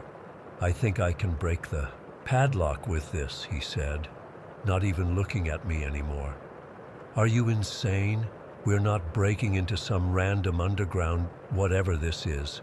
We don't know who it belongs to. We could get arrested, or worse." He finally looked at me, and I swear his eyes seemed different, the pupils too big, even in the dim light. "I have to know what's down there." "No, you don't," I said, starting to get genuinely scared now. This wasn't Chris, not the guy I'd known my entire life. "Let's go, now." He turned back to the trapdoor and raised the piece of wood, aiming for the padlock. I don't know what came over me, but I lunged at him, grabbing his arm before he could swing. "Stop." He wrenched away from me with surprising strength, shoving me hard. I stumbled backward, knocking into the wall. "Get off me," he shouted, his voice echoing in the empty space. "I need to open it." "No!" I pushed off the wall and tackled him, both of us crashing to the floor beside the trapdoor. We'd had playful wrestling matches our entire friendship, but this was different. His eyes were wild, unfocused, as he tried to throw me off. "Get off!" he yelled, landing a punch on my shoulder that hurt like hell. I pinned him down, genuinely afraid of what he might do. "Chris, what the fuck is wrong with you?" And then, like a switch had been flipped, he stopped struggling. His eyes cleared, The tension in his body released, and he looked up at me with confusion. What are we doing?" he asked, his voice back to normal. "Why are you on top of me?" I stayed where I was, not trusting this sudden change. "You were trying to break open that trap door. You were acting crazy." He looked genuinely bewildered. "What? No, I wasn't." I slowly got off him, watching carefully as he sat up and looked around, his gaze landing on the trap door. "Oh," he said softly. "That's weird. I don't remember." He trailed off, rubbing his head. "I feel dizzy. Can we get out of here?" I didn't need to be asked twice. I helped him up, and we made our way out through the hole in the wall. The moment we were back in the forest, it was like we could both breathe again. Even the forest sounds had returned. Birds calling, insects buzzing. Chris looked pale, confused. "I don't know what happened in there," he said as we started walking back toward our campsite. It was like I couldn't think about anything else except opening that door. "You seriously don't remember trying to break the lock? Fighting with me?" He shook his head. "It's all foggy, like a dream or something." He stopped walking and turned to face me. "I hit you?" "Yeah," I said, rubbing my shoulder. "Not that hard, but yeah." He looked horrified. "I'm sorry, I don't... That's not me." "I know," I said, and I did know. That hadn't been Chris in there. We made it back to our campsite before dusk, and neither of us mentioned the church again that night. We went through the motions of making dinner, but the easy camaraderie was gone. Something had shifted between us. We finished the rest of our trip, 3 more days of camping and hiking, but we stayed away from that part of the forest. We acted like everything was normal, but it wasn't. There was this undercurrent of tension, this unspoken thing hanging between us. After we got back to civilization, Chris seemed to shake it off pretty quickly. A few weeks later, he even made a joke about the cellar stash we'd missed out on. But I could tell he didn't want to talk about what had actually happened, how he'd changed in there. We never went back to Algonquin for another trip, never suggested it.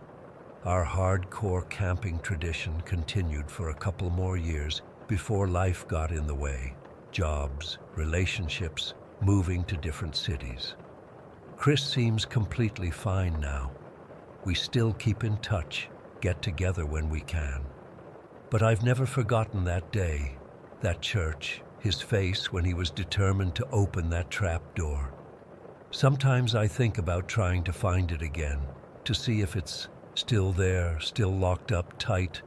But mostly I try not to think about what might have been under that steel door, chained and padlocked in the middle of nowhere.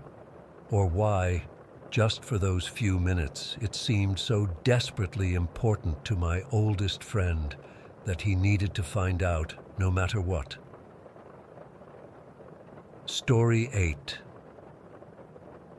I need to share this with someone. It's been 3 months since it happened, and I still can't sleep properly. Every time I close my eyes, I'm back there, and every unexplained noise in my apartment sends me into panic mode. I've always been the rational type. I work in IT, for God's sake. But what happened that weekend in October has completely shattered my perception of reality. I've always been an avid solo camper. There's something about disconnecting from technology and the constant notifications that helps clear my head. My job had been especially stressful, so I decided to take Friday off and head to Blackwater State Forest for a long weekend. It's about a 2-hour drive from my place, and I'd been there a couple times before, but always stuck to the marked trails and designated camping areas. This time, I wanted something more secluded, not dangerously off-grid or anything. I'm not an experienced survivalist, but just somewhere quieter, where I wouldn't have to deal with other campers or hear cars from nearby roads. I parked at one of the smaller trailheads around noon on Friday, shouldered my pack, and headed in with enough supplies for 3 days. The weather was perfect, that crisp autumn air where you need a light jacket in the shade but feel comfortable in the sun. The forest was alive with fall colors, and I remember feeling this overwhelming sense of peace as I hiked, like I'd made the right decision coming out here. After about 3 hours of hiking, I veered off the main trail, following what looked like a game path for maybe half a mile until I found this beautiful clearing. It was small, maybe 30 feet across, with soft ground and surrounded by these massive old oak trees. Perfect spot to set up camp, protected from the wind but with enough space for my tent and a small fire pit. That first day and night were exactly what I needed. I set up my tent, collected firewood, and just sat watching the sunset through the trees. I remember feeling so content that evening, cooking a simple meal on my portable stove and listening to the normal forest sounds. Birds settling in for the night, the occasional rustle of animals in the underbrush. I slept like a rock that night. The next morning is when things started to feel off. I woke up around 7, made coffee, and had breakfast while planning my day. I thought I'd explore the surrounding area, maybe find a stream I'd heard on my hike in. The morning was foggy, but nothing unusual for October in these woods. As I was putting away my cooking gear, though, I felt this weird sensation, like a pressure change, the way it feels right before a big storm. The air seemed to thicken, and there was this bizarre pulling sensation, almost like gravity was shifting direction.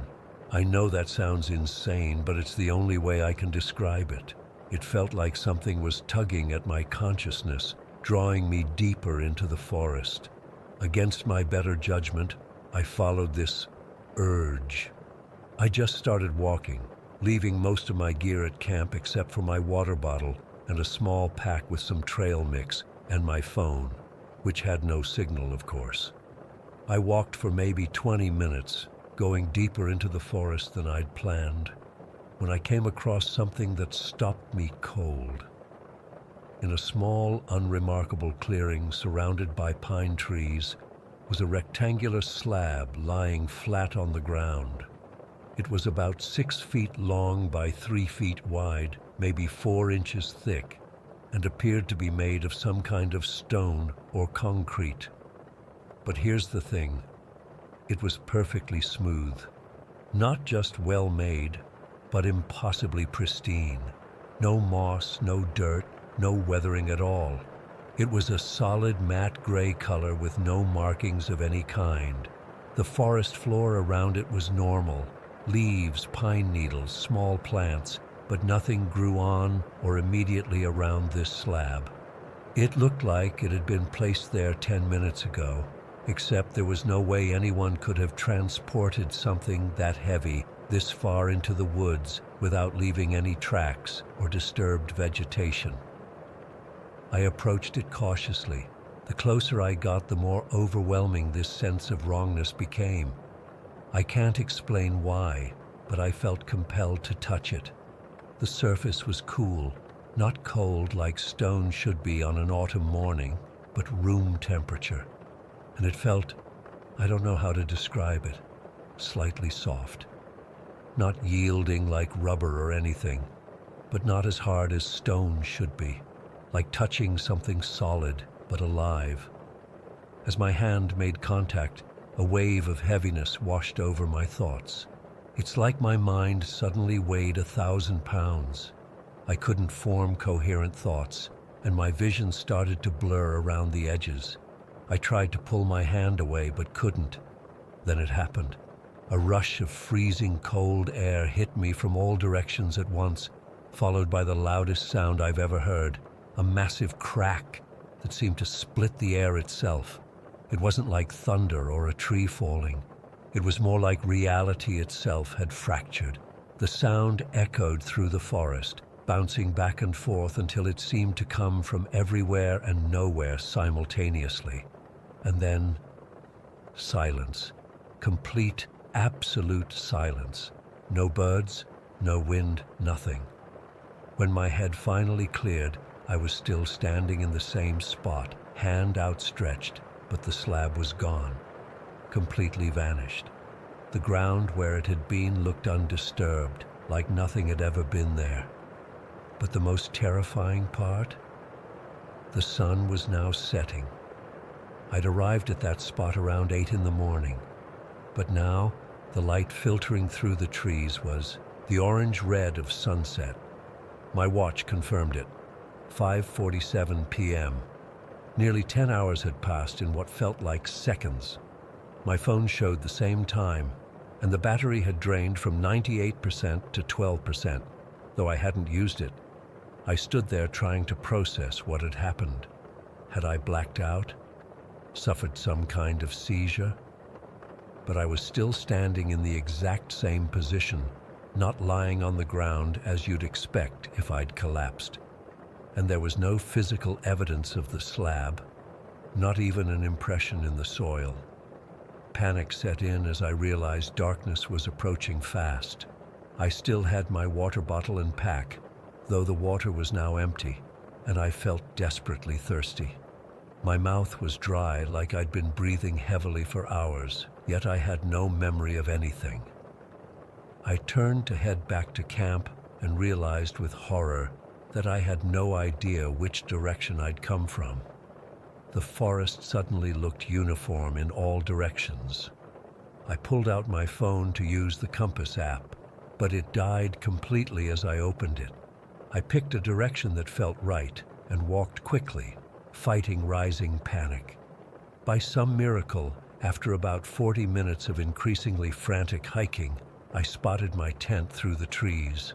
Relief washed over me, but it was short-lived. As I approached my campsite, the silence hit me again. The forest was completely, unnaturally quiet. No insects, no rustling leaves, nothing. I've spent enough time outdoors to know that's never a good sign. Something had scared away all wildlife, or something was wrong on a level I couldn't comprehend. I debated packing up immediately and trying to hike out, but darkness was falling fast, and I knew attempting to navigate unfamiliar forest trails at night was a recipe for disaster. I decided to stay put, get through the night, and leave at first light. I tried to eat something but couldn't stomach food. I double-checked that my tent was secure, collected more firewood than I'd need, and built up the fire as large as I safely could. I sat as close to it as possible, checking my watch compulsively. 8 p.m., 9 p.m. My flashlight and headlamp both worked, which provided some comfort, but my phone remained dead despite attempting to charge it with my portable battery. Around 10:30, the first sound broke the silence, a deep rumbling noise, similar to snoring or labored breathing, but deeper and somehow wrong. It was coming from the edge of the clearing, beyond the reach of my firelight. I froze, listening intently.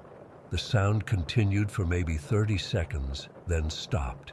A minute later, it started again, but from a different location, now from my right instead of directly in front. It was moving around the perimeter of my campsite. I called out, "Hello, is someone there?" My voice sounded thin and weak in the oppressive silence. No response, just that same rumbling breath, now from yet another position. It was circling me. Here's the most terrifying part. There were no other sounds accompanying it. No footsteps, no rustling of leaves or snapping twigs, nothing to indicate something physical was moving around out there. Just this disembodied breathing that kept repositioning itself around my camp. I grabbed my hunting knife, the only weapon I had, and sat with my back to the fire, turning to face each new location of the sound as it moved. This continued for hours. I was too terrified to enter my tent, feeling at least marginally safer near the fire, where I could see a few feet into the darkness. Around 3 in the morning, the breathing changed. It became deeper, more guttural, almost like it was coming from something enormous. And it was getting closer.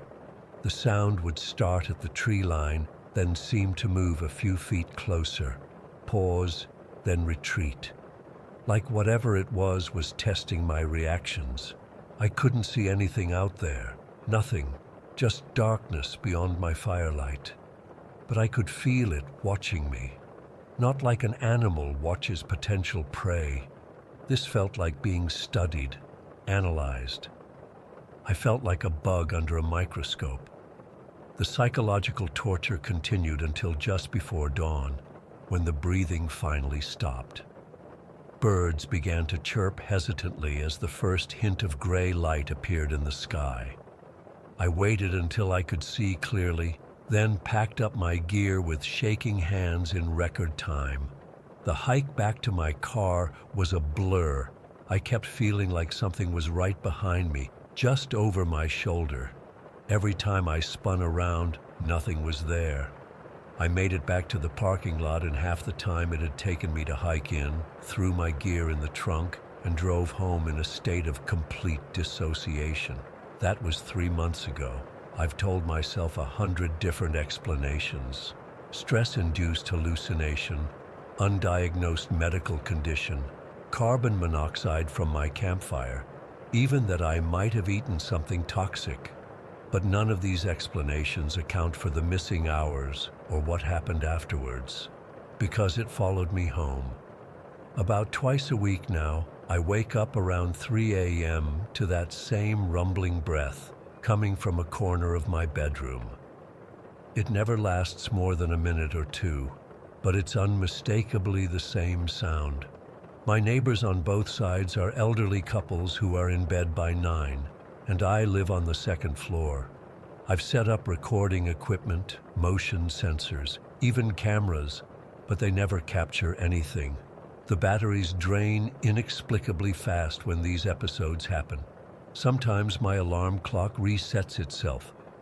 Last week, I found a perfect gray rectangular shape drawn in the condensation on my bathroom mirror after a shower. I hadn't touched the mirror. I don't know what I encountered out there, but I'm certain of one thing. It's still watching me. And sometimes, in my darkest moments, I feel that same compulsion I felt in the forest, urging me to go back to those woods, to find that clearing again, to see what's waiting for me there. Story 9. I've never really talked about this much outside my family and close friends, but I need to get this off my chest because it still messes with my sleep sometimes. This happened back in 1998 when I was 12 years old. My younger brother Daniel was 10 at the time. Our family had just moved to Pinewood Creek that summer. My dad got a job at the local paper mill, which was pretty much the only decent employment in that tiny town. We moved into this old clapboard house on the edge of town. You know, one of those places that's technically still in town, but backs up to woods and feels isolated. The rent was cheap, which was the main selling point for my parents who were trying to save for a proper house. The weird part about the house was that me and Daniel had to share this converted sunroom as our bedroom. I guess it used to be a porch or something that someone enclosed with windows. And I mean windows. 3 walls of our room were basically floor-to-ceiling glass, looking out into the backyard. During the day, it was actually kind of cool, lots of light, and you could see birds and stuff. But at night, Jesus, it felt like we were sleeping in a display case. The backyard wasn't anything special, patchy grass, a chain-link fence that separated us from this alleyway that ran behind the houses, and beyond that were more backyards and eventually the woods. The fence was maybe 4 feet tall, just your standard cheap fence, not really meant to keep anything determined out. We'd been living there about 3 months when it happened. It was a school night in October, probably around 10:30. I remember because we were both definitely supposed to be asleep, but instead we were talking across the room to each other. Daniel had his bed against the only normal wall, and mine was along one of the windowed walls. We were just talking about stupid kid stuff, video games, this girl I liked at school, whatever, when Daniel suddenly went quiet mid-sentence.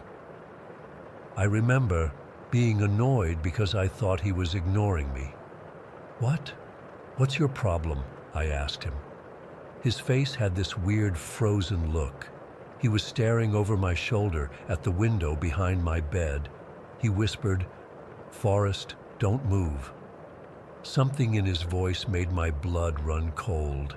That tone when someone's so scared they can barely speak.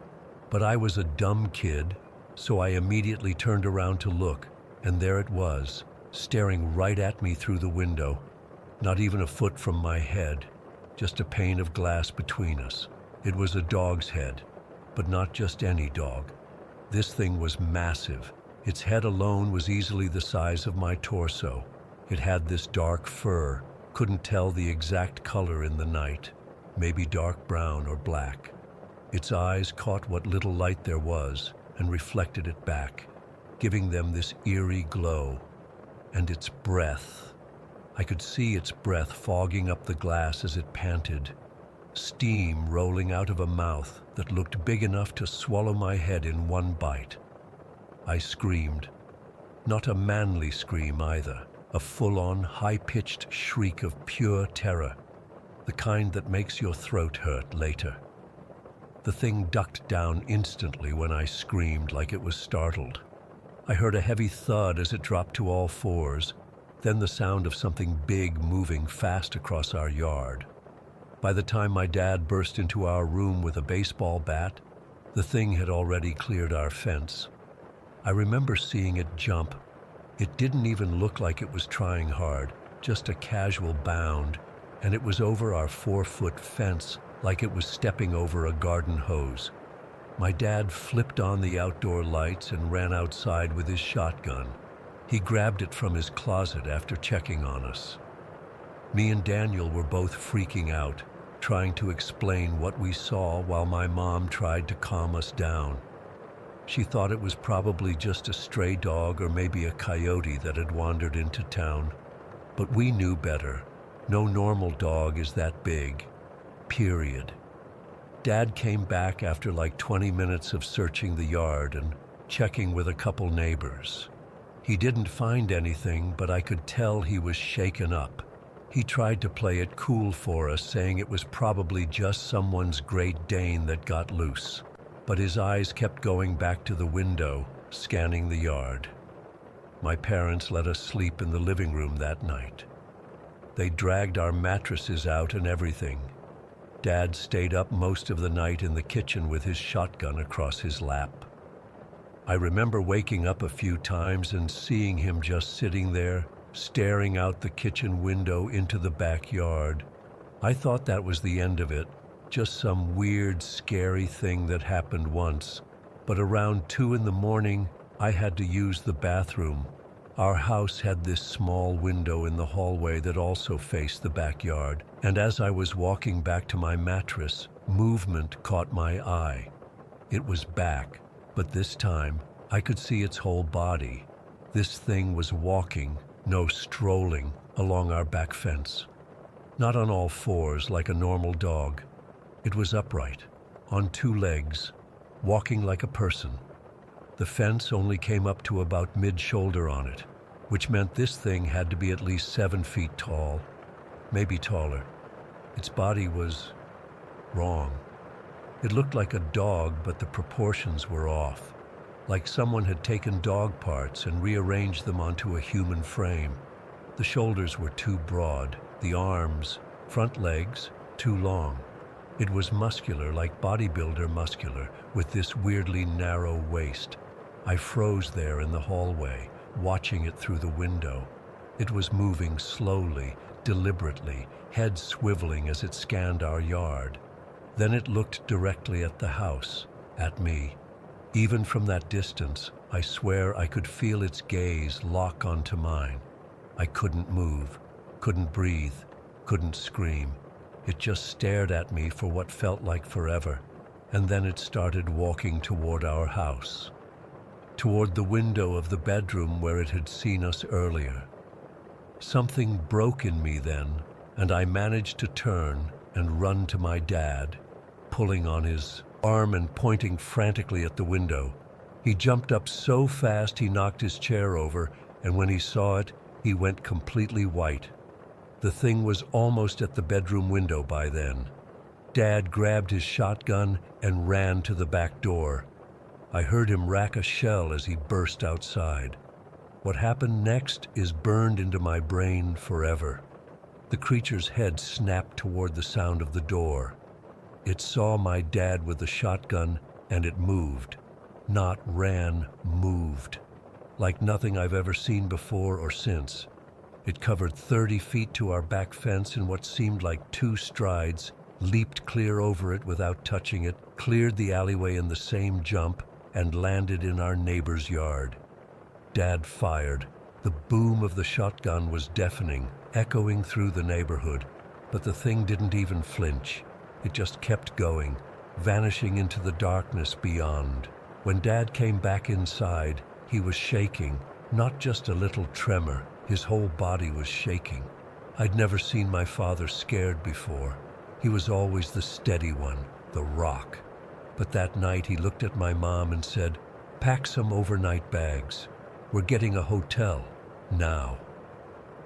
We stayed at the Motel 6 on the highway for 3 nights. Dad called in sick to work.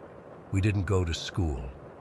My parents had these intense whispered conversations that would stop whenever me or Daniel came near.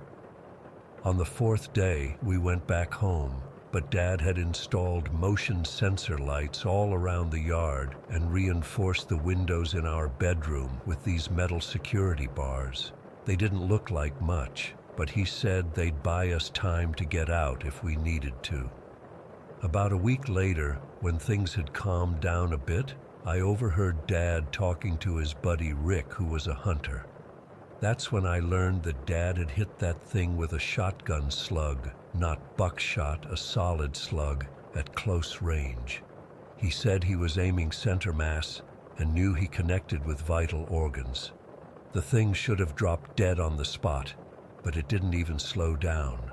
The worst part was how Dad described it to Rick when he thought we couldn't hear. He said it looked like a really stocky person wearing a dog suit. But he was clear, it wasn't a costume.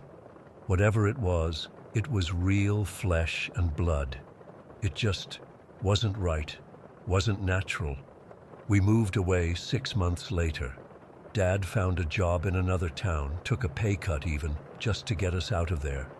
We never directly talked about that night as a family afterward, like we all silently agreed to pretend it never happened. But sometimes, when I call home and talk to Daniel, he still lives near my parents. The conversation will hit a lull, and one of us will say, "Remember that house in Pinewood?" And we both know exactly what we're really talking about. The thing is, we grew up in coastal Texas where there are no large wild canines, no wolves, not even many big dogs in our area. Nothing that could explain what we saw. To this day, I can't sleep in a room with uncovered windows. And I still wake up sometimes, heart pounding, thinking I hear something heavy walking on 2 legs outside my house. The sound of claws on pavement, the fog of hot breath on glass. I don't know what we saw that night. I don't want to know. But whatever it wasn't a dog, it wasn't a wolf, and it sure as hell wasn't a person. And the thought that keeps me up most nights, it's still out there somewhere. Story 10. I've never really told this story to anyone except my wife and my therapist. It's been over 25 years, but I still get this sick feeling in my stomach whenever I think about it. I'm 32 now, but I swear I can still hear those scratching sounds sometimes when I'm trying to fall asleep. I grew up in Oak Ridge County, a really quiet rural area, where our closest neighbor was about half a mile away. Our house was this old farmhouse my parents had fixed up. Not huge, but big enough that my bedroom was down the hall from theirs. I was 6 years old when it happened. It was a completely normal night in the spring of 1997. Mom and Dad tucked me in around 8:30 like they always did. Dad reminded me to say my prayers, which was our routine every night. I remember I had these blue flannel sheets with rockets on them and this heavy quilt my grandma had made. My room had this big window that looked out over our backyard and the fields beyond, but the curtains were always closed at night because the darkness freaked me out. After my parents left, I just laid there for a while, listening to the house settle. That's one thing about country living. It's never actually silent. There's always the wind or crickets or the occasional owl. But it was peaceful, and I was drifting off to sleep. Then I heard it, this scratching sound, not like a mouse or something small. This was deliberate, long, slow scratches. It was coming from under my bed. Scratch, scratch, scratch. I froze, completely froze. You know how people talk about fight or flight? Well, I couldn't do either. I just laid there, my whole body rigid, my heart pounding so hard I could hear it in my ears. I couldn't even call out for my parents. It felt like my voice was trapped in my throat. The scratching continued, slow and methodical, like something was dragging its nails across the wooden underside of my bed. Our floors were hardwood, and my bed was this old wooden frame that sat pretty low to the ground. I remember thinking there was barely enough space under there for our cat to squeeze through, let alone a person. Just as I was finally working up the courage to yell for my parents, something started moving beneath me. The scratching stopped, and I felt the mattress shift slightly. Then I saw movement at the foot of my bed. In the dim light filtering in from my nightlight, this little airplane, one I insisted on having, I saw a figure slowly crawl out from under my bed. My heart nearly stopped. The figure stood up, and I recognized the silhouette immediately. It was my dad. He stood there for a moment, his face in shadow, and then said in this stern voice I'd never heard before, "You forgot to say your prayers." Then he just walked out of my room without another word. I laid there, completely confused and terrified. Dad had just reminded me about my prayers before leaving my room 10 minutes ago, and I'd said them like I always did. And how had he fit under my bed? Why would he do that? Nothing made sense, but I was too scared to get up and follow him. I eventually fell asleep, though I don't remember how. When I woke up the next morning, everything seemed normal. Mom was making breakfast, Dad was reading the newspaper. I cautiously approached my dad and asked him why he was under my bed last night. He looked at me with genuine confusion. "What are you talking about, buddy? I wasn't under your bed." "But you came out from under there and told me I forgot my prayers." He laughed, clearly thinking I'd had a bad dream. "Mason, there's no way I could fit under your bed. You must have been dreaming." I insisted it happened, which made my mom concerned that I'd had a nightmare. Dad even walked with me back to my room and got down on his hands and knees to show me. "See? I can't fit under there. My shoulders are too wide." And he was right. There was maybe 8 inches of clearance between the floor and the bed frame. My dad was a big guy, 6'2", broad-shouldered. There's no way he could have squeezed under there. But I knew what I'd seen. I hadn't been dreaming. I hadn't imagined it. Over the years, I brought it up a few more times, especially during my teenage years when I became interested in paranormal stuff. Dad always had the same reaction. Complete denial mixed with genuine confusion about why I was so fixated on this dream I'd had. When I was around 12, I started really analyzing what had happened that night. A few things bothered me. 1. My parents had been gone from my room for about 10 minutes before the scratching started. I remember hearing them talking down the hall in their bedroom before everything went quiet. 2. The sound wasn't just any scratching. It was deep, like something was gouging the wood. My dad had short, clean nails. He worked with his hands a lot, so he always kept them trimmed. 3. Dad always reminded me to say my prayers before leaving my room, and I always did. He wouldn't have needed to come back and remind me. 4. Most importantly, my dad wasn't the type to play scary pranks, especially not on his 6-year-old kid. And if he had done something like that, he would have absolutely owned up to it, probably would have been proud of pulling off such an effective scare. The thing that really gets me, though, is that whatever came out from under my bed that night looked exactly like my dad. Same height, same build, even the same voice. But something about it felt wrong. I can't explain it well, but there was this coldness to it, this sense that whatever was pretending to be my dad wasn't quite getting it right. When I was 15, we moved to a different house in the same county. I was actually relieved to leave that bedroom behind. In our new house, I insisted on having a platform bed with no space underneath it. My parents thought it was just a style choice, but really, I never wanted anything to be able to hide under my bed again. I've tried to explain it away over the years. Maybe I was half asleep and dreaming while my eyes were open. Maybe it was sleep paralysis, though I've only experienced that one other time in my life, and it was completely different. Maybe my dad really did do it and just refused to admit it for some reason. But none of these explanations feel right. The older I get, the more I'm convinced that whatever crawled out from under my bed that night wasn't my father. It just looked like him and sounded like him. What's even more unsettling is something that happened when I was 26.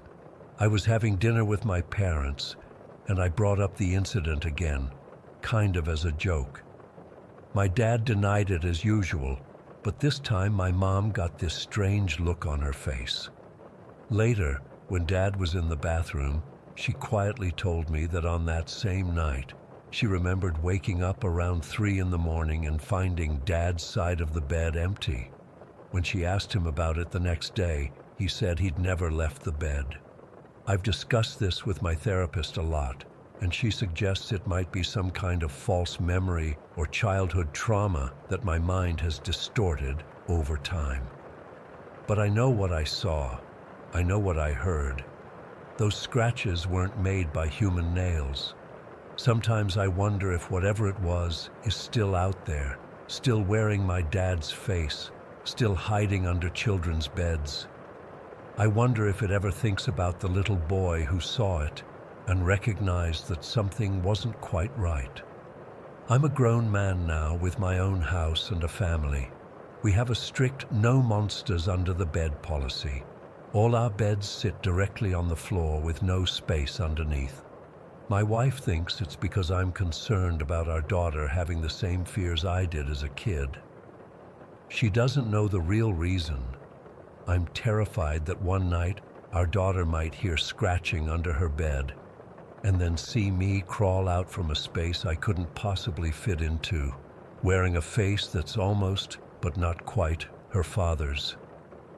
Story 11. I still get chills thinking about what happened last Thursday. I've gone back and forth about sharing this, but I need to get it off my chest, and maybe my experience can help someone else avoid the same mistake. I'm 19, and I work as a server at this family restaurant in Riverside. Nothing fancy, just your typical small-town place where everybody knows everybody. Last Thursday, I was scheduled for the closing shift, which meant I wouldn't be leaving until around midnight. I've done this shift plenty of times before, so it wasn't a big deal. The restaurant was pretty dead that night. My manager let me go around 11:45, and I was honestly relieved because I was exhausted after being on my feet all day. I got in my car, it's an old Honda Civic that my parents gave me when I turned 16, and started the drive home. My parents live about 20 minutes outside town, and the route takes me down some pretty isolated country roads. Usually, I don't mind the drive, but that night it felt especially dark. There was no moon, and the stars were hidden behind clouds. About 10 minutes into my drive, I started to smell something burning. At first, I thought it was just another car nearby, but then I noticed wisps of smoke coming from under my hood. I started to panic a little, but I tried to stay calm. I slowed down, looking for a safe place to pull over. My car was making this horrible grinding noise, and then it just died. Right there on this pitch-black rural road. I managed to coast to the shoulder and put on my hazard lights. My hands were shaking as I tried calling my dad, but of course there was barely any signal. The call wouldn't go through. I sat there for maybe 5 minutes, trying to figure out what to do. I was considering just locking the doors and sleeping in my car until morning when I saw headlights approaching from behind. At first I felt relieved. Someone could help me, or at least let me use their phone to call my parents. The vehicle, a pickup truck, slowed down and pulled up behind me.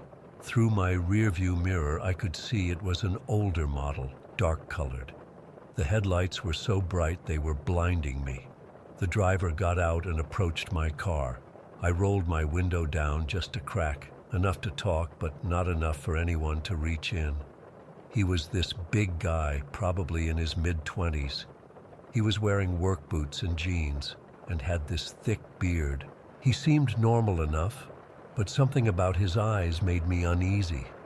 "Car trouble?" he asked, leaning down to peer through the crack in my window. I nodded. "Yeah, it just started smoking and died on me." "Pop the hood, I'll take a look," he offered. I hesitated for a second, but then pulled the lever. What else was I going to do? I sat in the car while he poked around under the hood for a few minutes. The longer I sat there, the more anxious I felt. It was so dark out there, and I couldn't see another car on the road in either direction. He came back to my window. "Your timing belt's shot. You're not going anywhere tonight." I didn't even know what a timing belt was, but the news made my stomach drop. "Oh, do you think I could borrow your phone? I need to call my parents." "My phone's dead," he said quickly, "but I can give you a ride. Where do you live?" Every instinct in my body was screaming at me to say no, but it was midnight, freezing cold. My phone had no signal, and I was sitting on a deserted road with a broken-down car. What were my options? "That's really nice of you, but I don't want to inconvenience you," I said, trying to stall. "No inconvenience at all. I'm just heading home from work. Construction," he added, gesturing to his clothes. I sat there weighing my options. The thought of waiting in my car for hours until someone else drove by seemed worse than accepting his help. It would take 15 minutes tops to get to my parents' house. What could happen in 15 minutes? That was my first mistake. "Okay," I said finally. "Thank you." I grabbed my purse, locked my car, and followed him to his truck. It was messy inside, fast food wrappers on the floor, tools scattered on the seat that I had to move before sitting down. He turned the heat up, which I appreciated because I was shivering, though not just from the cold. "I'm Brad," he said as he pulled back onto the road. "Emma," I replied automatically, then immediately regretted giving him my real name.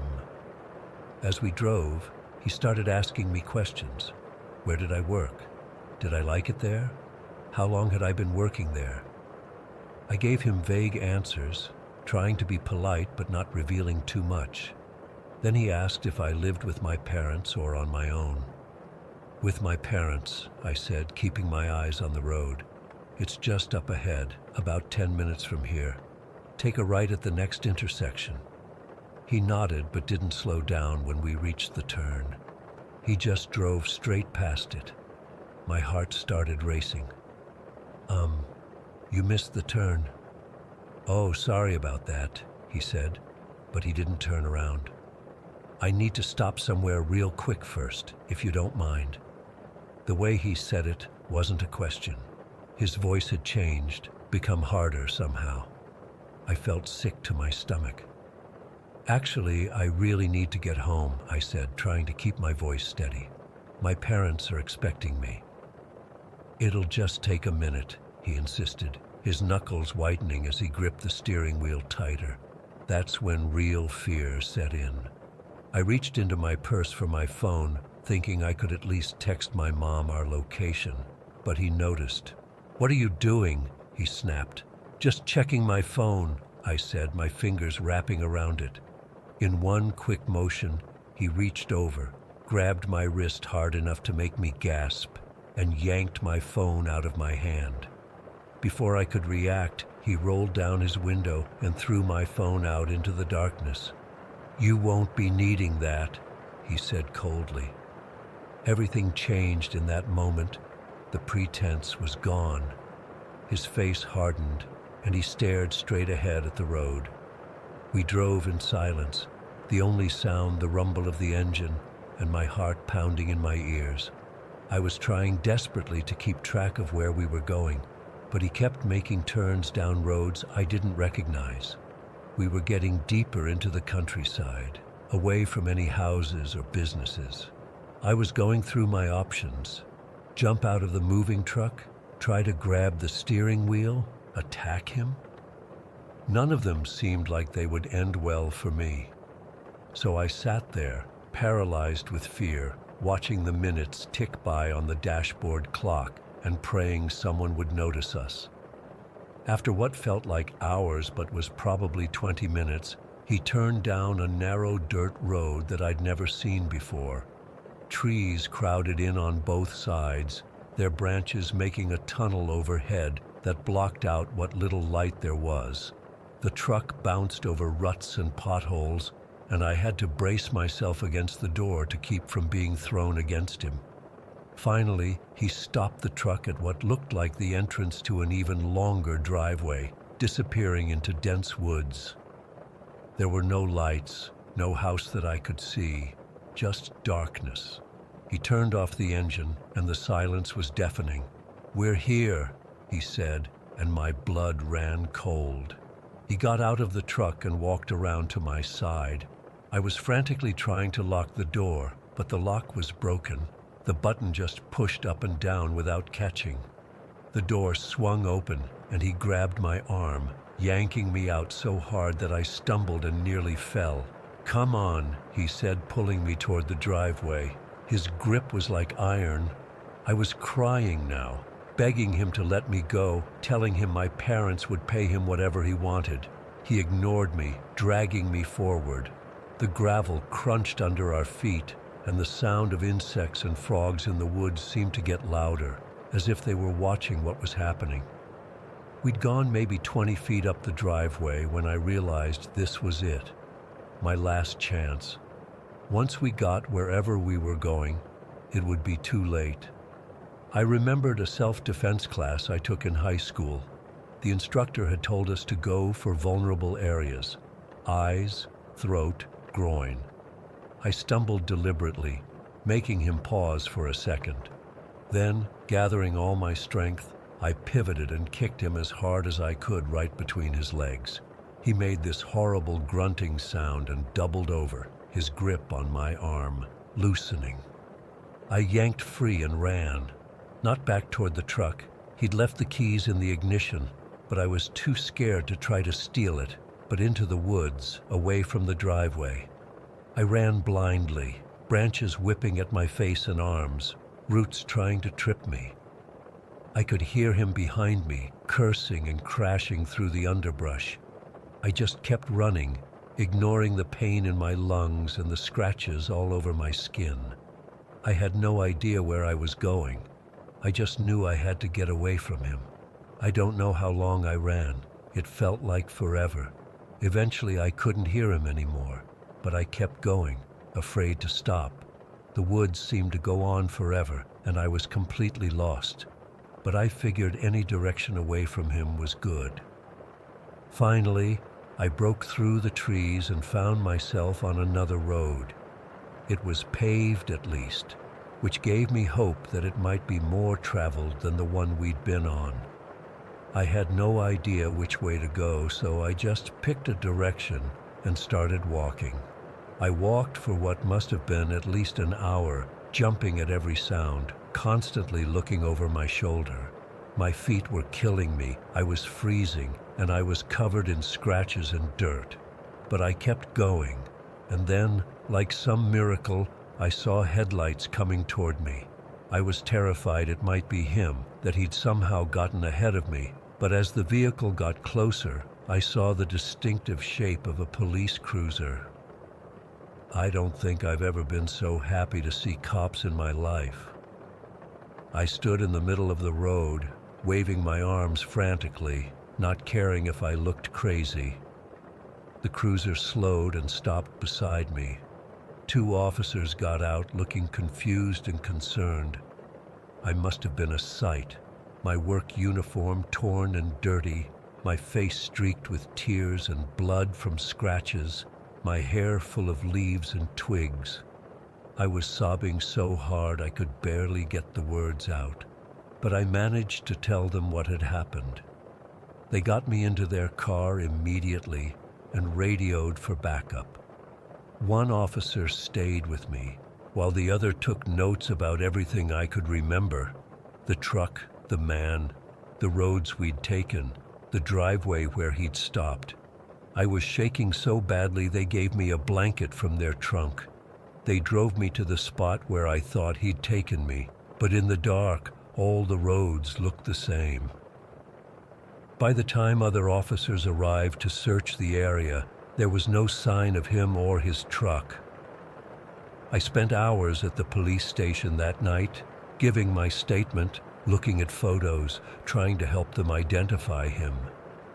They drove me home around 6 in the morning. My parents were frantic. They'd been calling hospitals and driving around looking for me all night after I didn't come home and wasn't answering my phone. The police found my car the next day, right where I'd left it. The timing belt really was broken. They also recovered my phone from the side of the road, though the screen was shattered. 3 days later, they called to tell us they'd arrested him. Apparently, he'd done this before. There were 2 other reports from women in nearby towns who'd escaped similar situations with him. They'd never caught him because the women couldn't provide enough details, but my description helped them identify and locate him. I had to go identify him in a lineup. Seeing him again, even from behind glass with officers all around me, made me feel like I was going to throw up, but I did it. I pointed him out without hesitation. Those eyes, I'll never forget them. It's been a week now and I'm still having nightmares. I jump at every sound and can't stand to be alone. I've quit my job at the restaurant. I can't handle working nights anymore. My parents want me to talk to a therapist, and I probably will. I keep thinking about how differently things could have turned out if I hadn't fought back, if that police car hadn't been patrolling that road, if he'd taken my purse with my ID that had my address. I guess the reason I'm sharing this is to remind everyone, trust your instincts. No matter how desperate the situation seems, getting into a car with a stranger is never worth the risk. I got lucky. Really, really lucky. Others might not. Story 12. I've been sitting on this experience for months now, unsure if I should share it. I'm still processing everything that happened, but I feel like I need to get this off my chest, even if some of you won't believe me. I moved to Shadow Hollow Reservation last year after landing a nursing job at the community health center.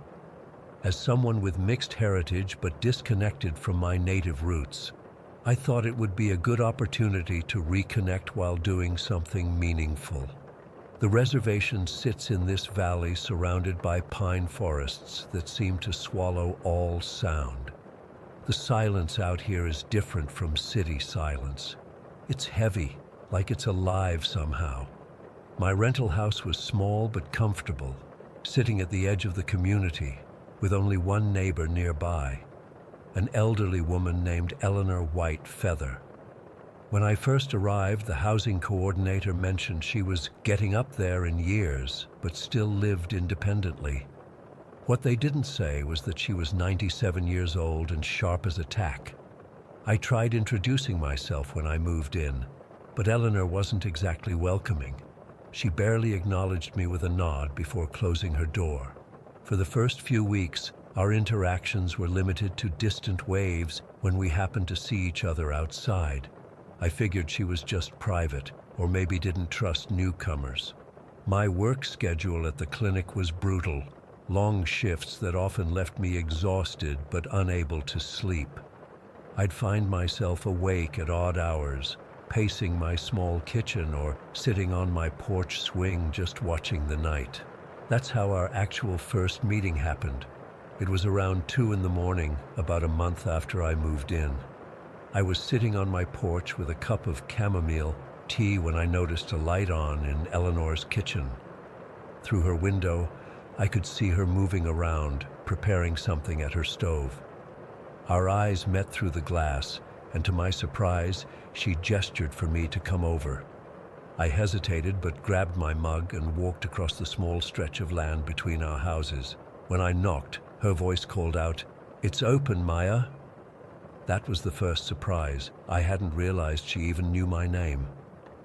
Eleanor sat at her kitchen table, a steaming mug of something that smelled like herbs and pine in front of her. She motioned for me to sit. "Can't sleep either?" she asked, her voice gravelly but strong. "Not really. Night shifts have messed with my schedule." She nodded knowingly. "The mind gets restless when you work with the sick and dying. I was a healer once too." We sat in comfortable silence for a while, sipping our drinks. Her kitchen was filled with dried herbs hanging from the ceiling, old photographs, and items I couldn't identify. I noticed she watched me closely, like she was sizing me up. This became our routine over the next few months. On nights when neither of us could sleep, we'd share tea and small talk. Gradually, Eleanor opened up about her life, the reservation's history, her family. I learned she had outlived her husband, her children, and even some grandchildren. The community regarded her with deep respect. She was their living connection to the old ways. But what happened last week is why I'm writing this. It was an unusually cold night for early fall. I'd had a particularly rough day at the clinic. We lost an elder to complications from pneumonia, and I took it hard. Around 1 in the morning, I saw Eleanor's light on and made my way over, desperate for some company to take my mind off things. She opened the door before I knocked. "Thought you might come by tonight," she said, ushering me in. "The veil is thin." I didn't know what she meant, but I was too tired to ask. Her kitchen was warmer than usual, with a small fire burning in her old wood stove. The smell of sage hung heavy in the air. Eleanor had made a different tea that night, something bitter with a sweet aftertaste that immediately calmed my nerves. We sat in silence longer than usual. Eleanor seemed distracted, staring out her kitchen window into the darkness. Finally, she turned to me. "You've been respectful, Maya. Not many outsiders are. They come here thinking they know things, but they don't listen." She paused, studying my face. I think you need to hear something tonight." I nodded, unsure where this was going. When I was a little girl, this was 1931, my family traveled between communities often. My father was known for his healing abilities, and people would send for him when medicines failed. Eleanor's eyes took on a faraway look. We traveled by horseback and buggy back then. No fancy cars or paved roads out here. She described how during one journey, they stopped to make camp in a clearing that other travelers sometimes used. It was a place known to the local tribes, marked by a circle of white stones near a small stream. My parents needed to gather firewood before dark. I was only 7, so they set up our tent and told me to stay inside while they worked.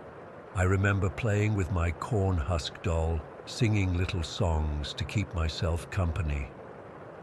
Eleanor took a long sip of her tea, her hand slightly trembling. That's when I heard it, shuffling outside the tent. At first, I thought it was an animal, maybe a deer or something smaller. But then the shuffling stopped right at the entrance. She paused. The tent flaps moved, just slightly, and then they opened. The way she described what she saw next sent chills down my spine. It was shaped like a person, but wrong somehow. Tall and thin, impossibly thin, like it hadn't eaten in years. Its skin was white, not like your skin or mine, but white like bone that's been left in the sun too long. And its face, her voice dropped to almost a whisper. It didn't have eyes, just dark, hollow spaces where eyes should be. I felt my heart racing as she continued. The strange thing was, I wasn't scared, not at first. It was like something told me not to be afraid. Instead, I remembered what my grandmother always taught me about visitors. Eleanor looked directly at me. She said that when someone comes to your home, you offer them something, no matter who or what they are. Young Eleanor, sitting alone in that tent, had looked around for something to offer this strange visitor. All she had within reach were the small salt and pepper shakers her mother used for cooking. I held them out, the way I'd seen my mother do when travelers came by.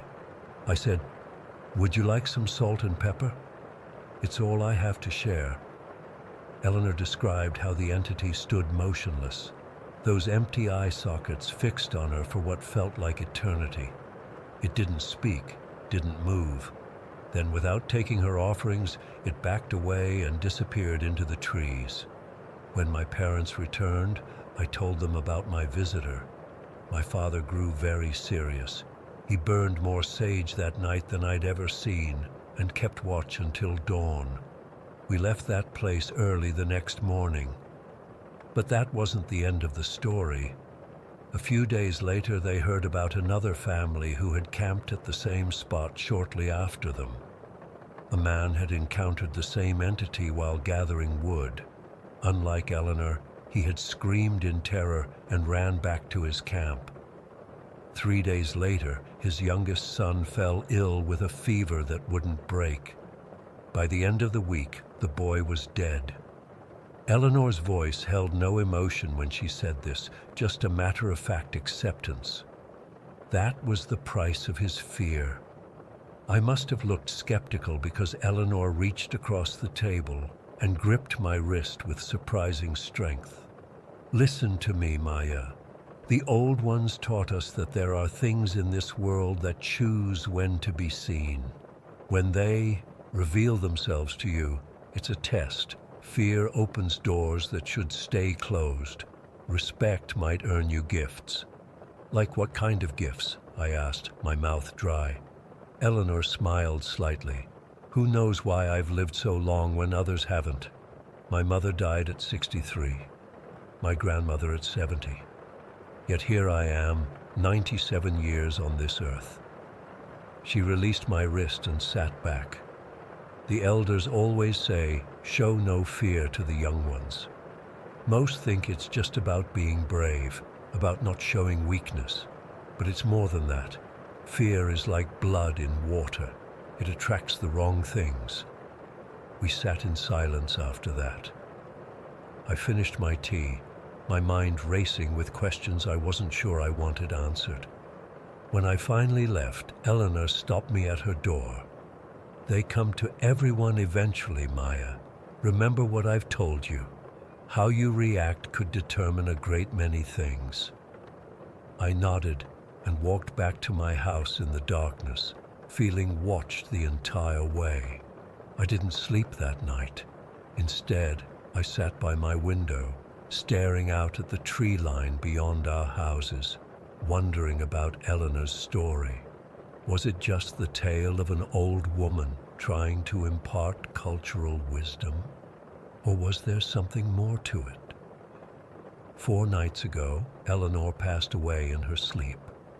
The community held a traditional ceremony that lasted 2 days. As the youngest elder, she was deeply mourned. I helped where I could, but mostly stayed in the background, still an outsider despite our connection. After the ceremony, Eleanor's granddaughter brought me a small wooden box. "Grandmother wanted you to have this," she said. She left instructions. Inside the box were 2 things, an old tarnished salt shaker and a note in Eleanor's shaky handwriting. "Remember, respect, not fear." Last night was my first night alone since Eleanor's passing. I couldn't sleep, so I made some tea and sat on my porch as usual. The night was utterly still. No wind, no animal sounds, nothing. Just complete silence. That's when I heard it. Shuffling footsteps, moving slowly through the dry leaves beside my house. I froze, Eleanor's words echoing in my mind. The footsteps stopped at the edge of my porch, just out of sight around the corner. I could feel it waiting there, watching me, though I couldn't see anything. My heart was pounding so hard I could hear it in my ears. Every instinct screamed at me to run inside, lock the door, hide. But Eleanor's voice was stronger. I set my tea down carefully and reached into my pocket, where I'd been carrying the salt shaker since receiving it. My hand trembled as I placed it on the railing. "Would you like some salt?" I asked, my voice barely audible. "It's all I have to offer right now." The silence stretched on for what felt like hours. Then the shuffling started again, moving away toward the trees. I still haven't seen what made those sounds, but I know something was there. Something was testing me. I haven't slept since. I keep thinking about what Eleanor said about fear opening doors and respect earning gifts. I don't know what gift I might receive, or what price I would have paid for fear. But I understand now why the elders emphasize showing no fear. It's not just about bravery, it's about protection. They come to everyone eventually. I just never expected it would be my turn so soon. Story 13. I still have trouble sleeping after what happened last summer at Oak Ridge Mall. I've been working security there for almost 4 years, and trust me when I say this place isn't like your typical shopping center. It's one of those older malls built in the late 80s with this weird layout that makes no sense. Narrow corridors that bend at strange angles, floors that don't connect properly, and to get from Sears to the food court, you literally have to go down an escalator and back up another one. The place is a maze. Most people don't realize that what they see is only about 40% of the actual building. Behind all those storefronts is this massive warehouse complex. We're talking about 60% of the entire property. Just vast, poorly lit storage areas that stretch on forever.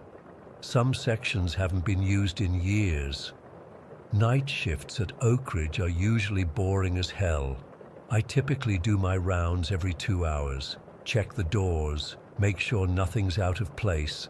then head back to the security office to watch Netflix on my phone. The pay is decent, and it's mostly peaceful, or at least it was, until 3 months ago. It started with a duffel bag, black, ordinary, like you'd take to the gym.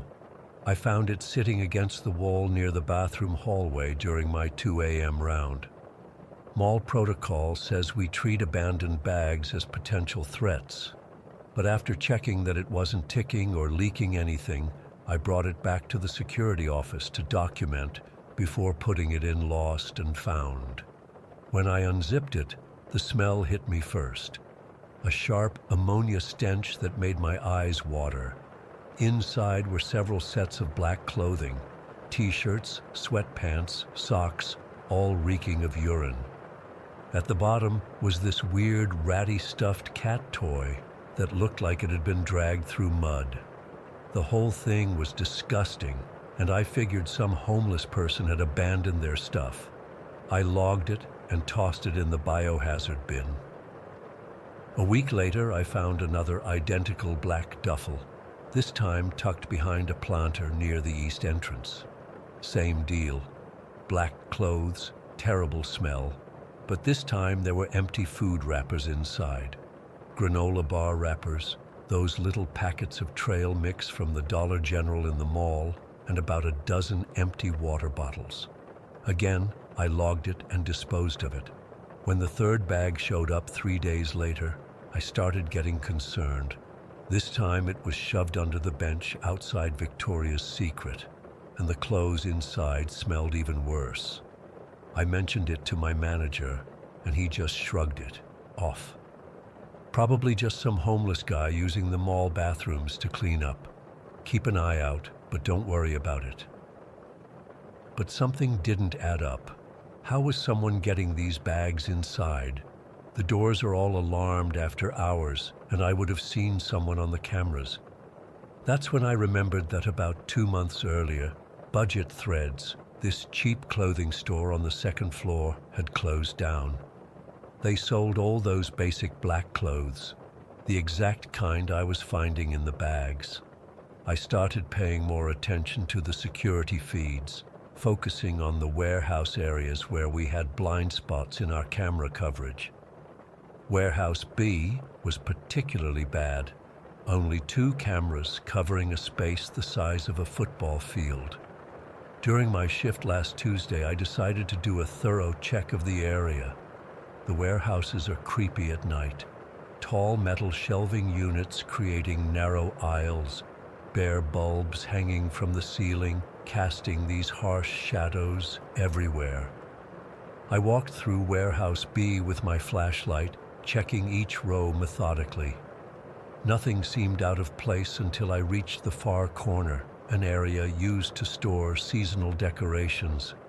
That's when I saw it. At first, I thought it was just a pile of cardboard boxes that had fallen over.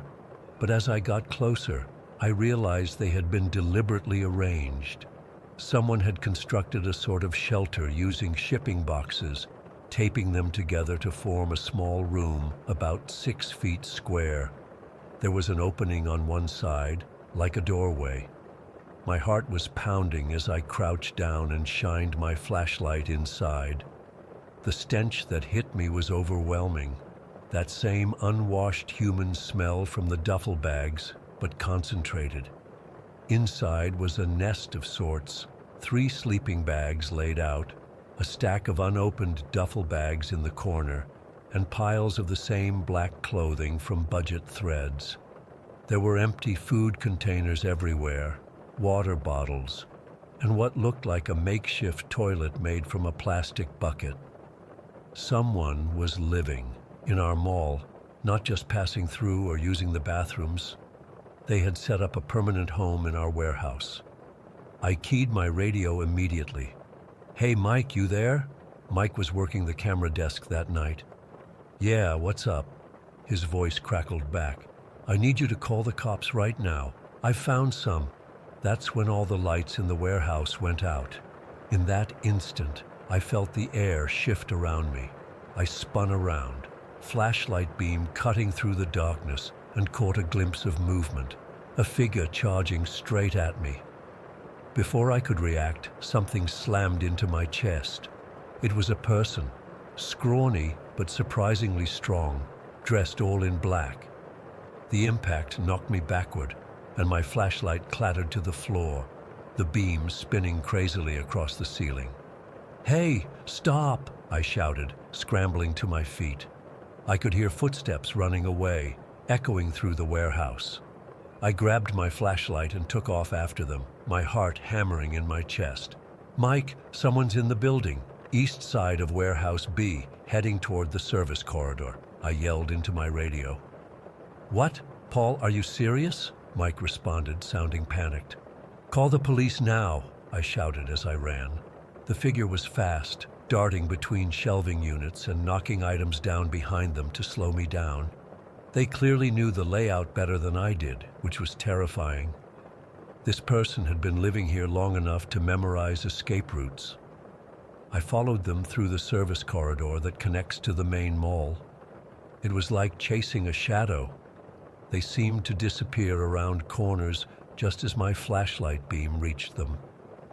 We ended up in the main concourse, where the emergency lights gave off just enough glow to see by.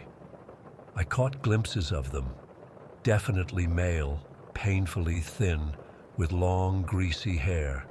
He sprinted up the broken escalator to the second floor, and I followed, my lungs burning. When I reached the top, I couldn't see him anywhere. Then I heard a door slam down the hallway, the public restroom. I approached cautiously, radio in one hand, flashlight in the other. "Mike, suspect is in the second floor north bathroom. Any update on police?" "They're 5 minutes out," Mike replied. "Be careful, Paul."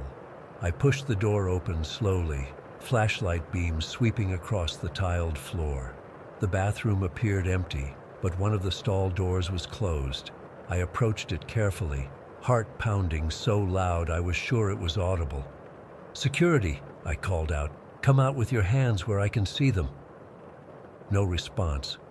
I pushed the stall door open with my foot, flashlight raised. Empty.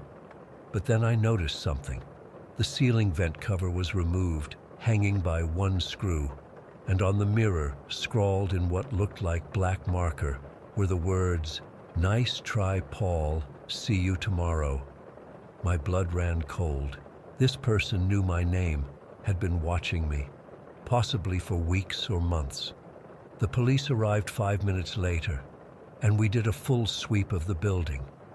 They found not just the one nest I'd discovered, but 5 others throughout the complex, 2 more in different warehouses, one in a maintenance closet near the food court, another in a crawl space above the movie theater, and most disturbing of all, one in the ceiling space that connected to vents above bathrooms and changing rooms. The evidence they collected painted a disturbing picture. This person had been living in our mall for potentially months, stealing clothes from Budget Threads before it closed, taking food from various restaurants after hours, and moving between different hiding spots. But they found no identification, no personal belongings beyond the clothes and food waste. I couldn't keep working there after that. The thought of someone watching me for months, learning my name, my patterns, it made my skin crawl. I quit the next day and moved in with my girlfriend across town.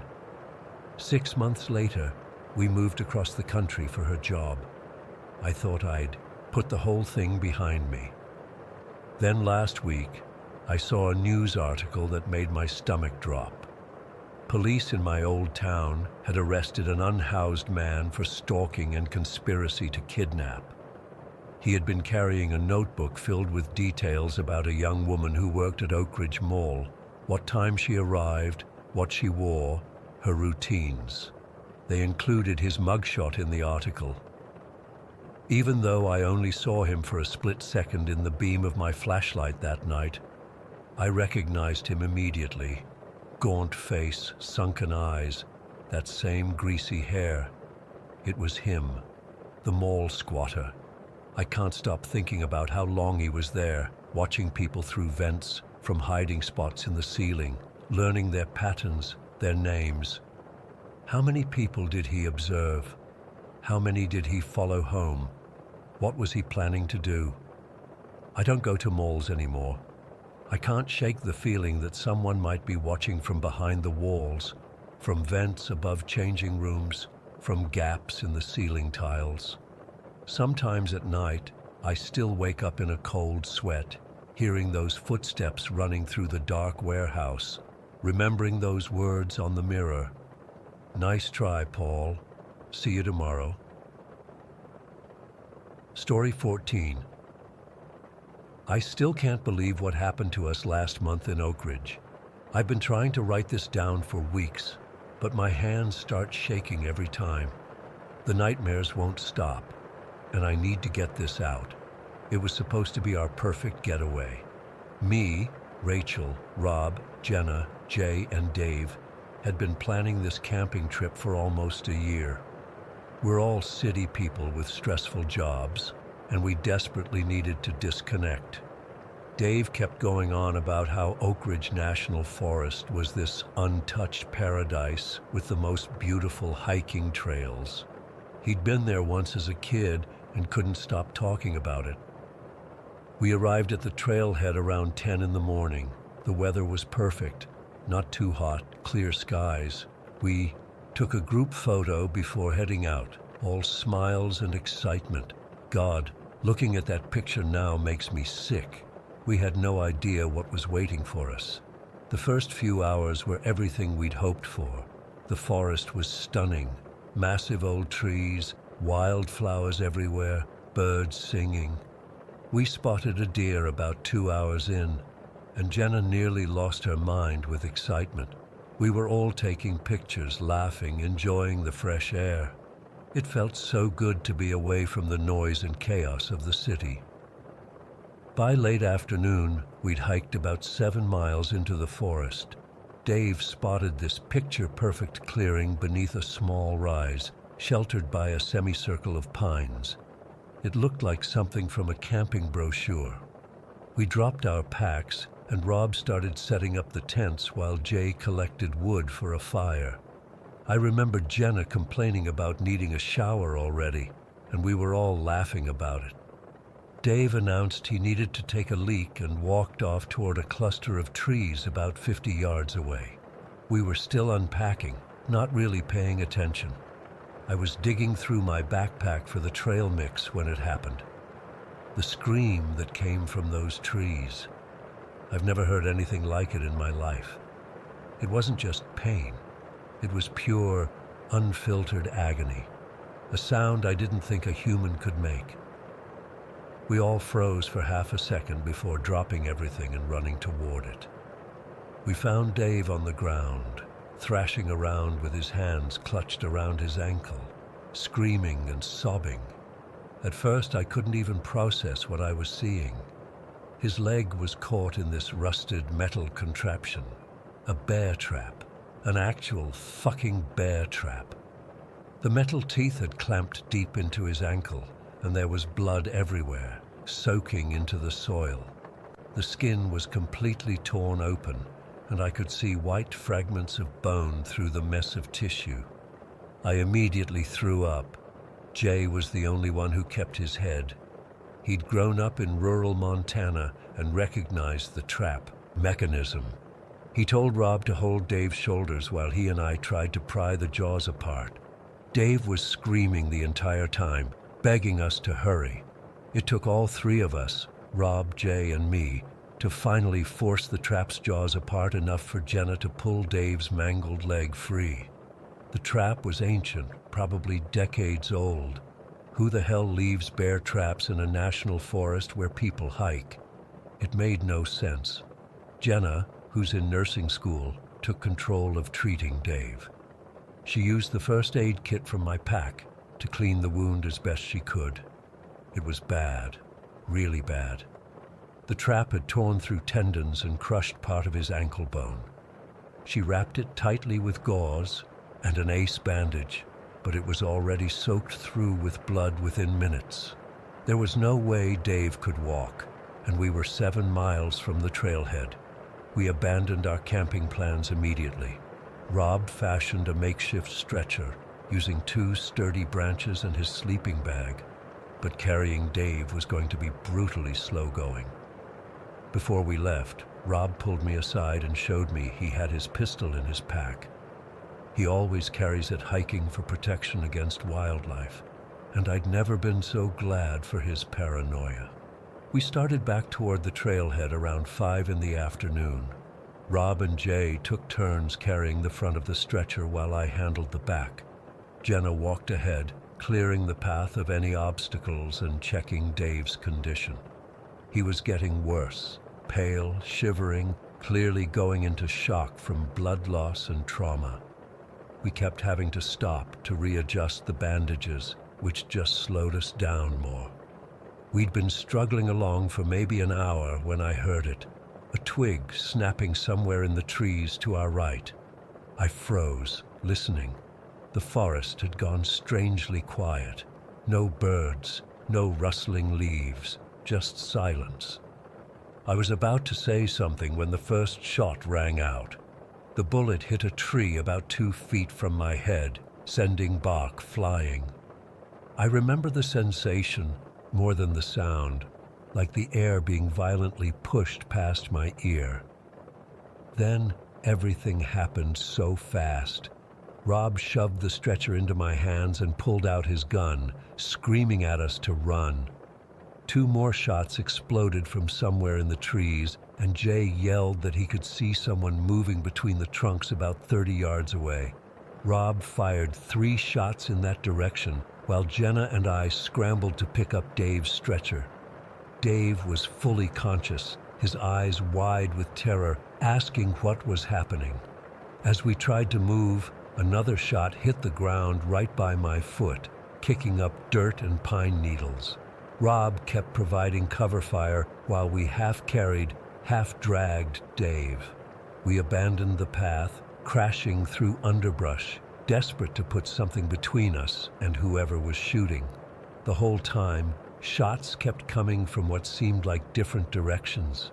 It wasn't just one person. There had to be multiple shooters. They were herding us, I realized with horror, cutting off escape routes, forcing us deeper into the woods. Jay stumbled and nearly dropped his end of the stretcher. When he got up, I saw blood on his arm. A bullet had grazed him. He insisted he was fine, but I could see the pain in his face. We kept moving, Dave moaning with every jolt. The light was starting to fade, making it harder to see where we were going. Somehow, Rob got us oriented back toward the trailhead. We'd been running for maybe 20 minutes when the shooting abruptly stopped. The silence was almost more terrifying than the gunfire. Were they closing in, setting up an ambush? Rob whispered for us to keep absolutely quiet and listen. For 5 excruciating minutes, we didn't move. I could hear everyone's ragged breathing, feel my heart pounding so hard I thought it might burst. Then Rob made a decision. We needed to make a break for it while we had a chance. The trailhead was still at least 4 miles away, and darkness was coming fast.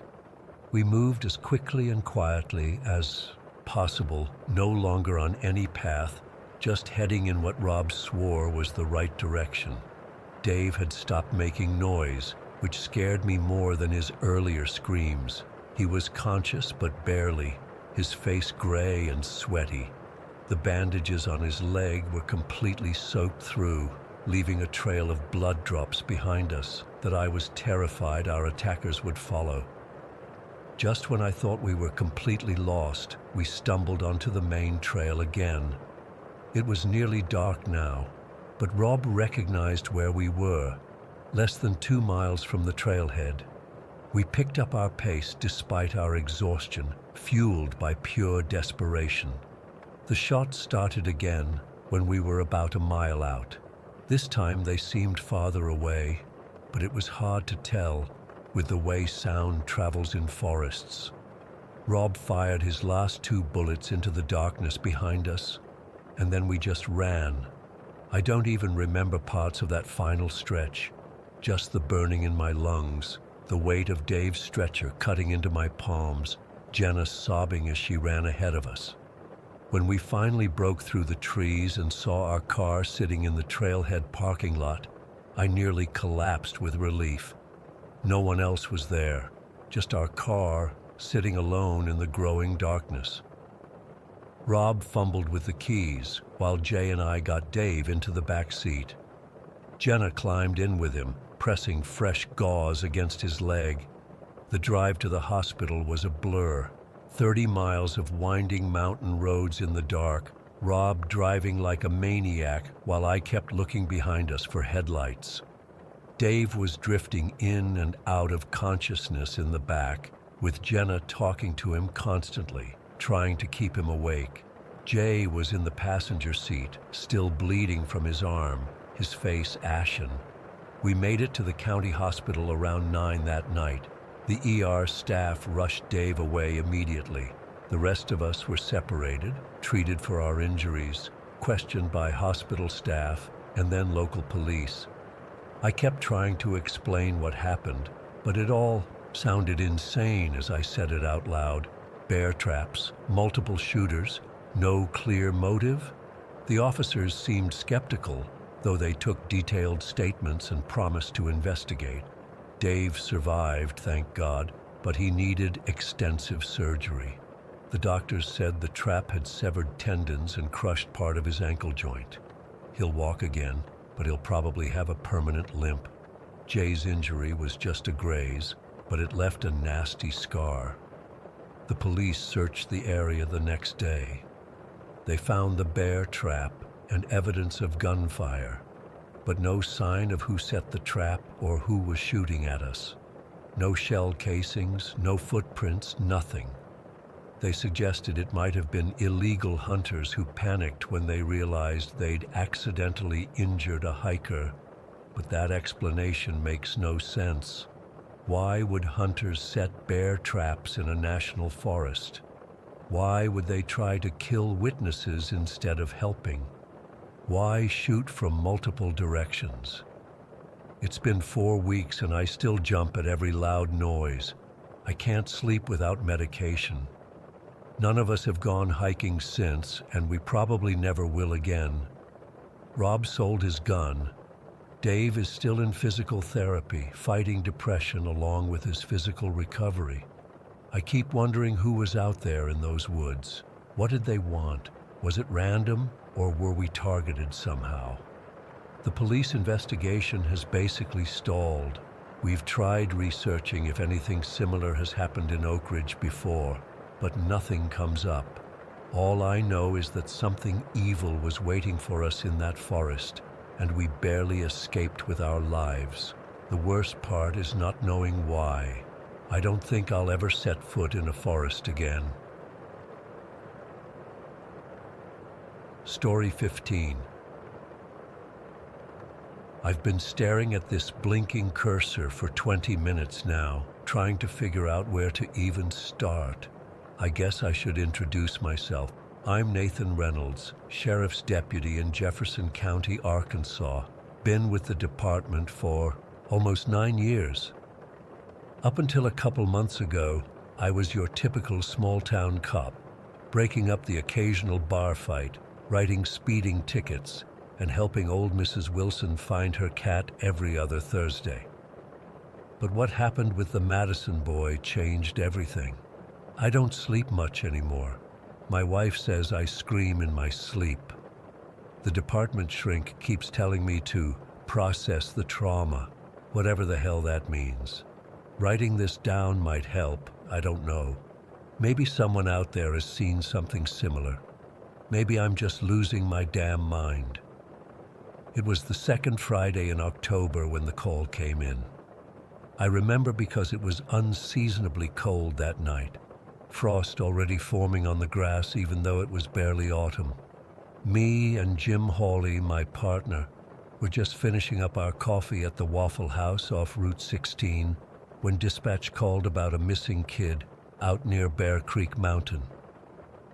The drive to the Madison place took almost 40 minutes. They lived way out in the sticks. The kind of place where your nearest neighbor is a mile away and the forest comes right up to your backyard.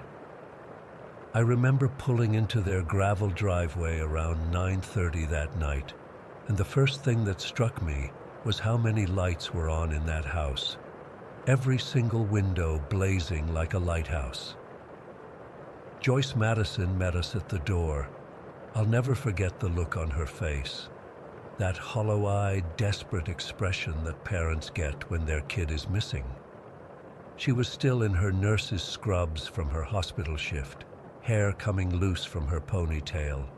The woman was barely holding it together. "It's Peter," she kept saying. "He's gone. Someone took him through the window." Jim took her into the living room to get the basic information while I went to check out the boys' bedroom. The house was small but neat.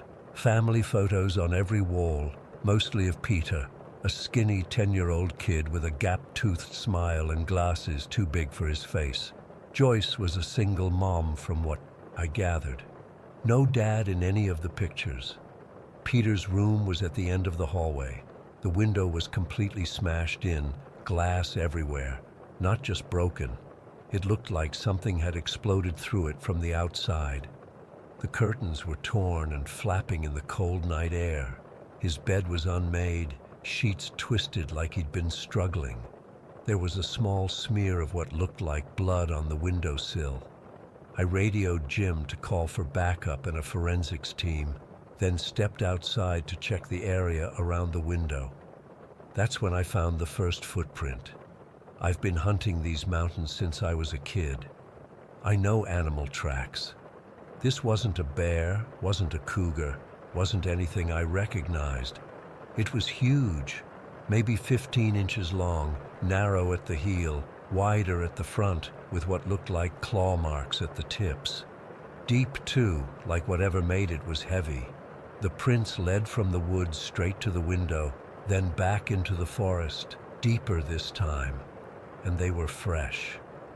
By the time I got back inside, Joyce was telling Jim about Peter's night terrors. Apparently, the boy had been claiming for months that he saw a face watching him through his bedroom window. Joyce had initially chalked it up to an overactive imagination. They lived in the woods, after all, and shadows can play tricks.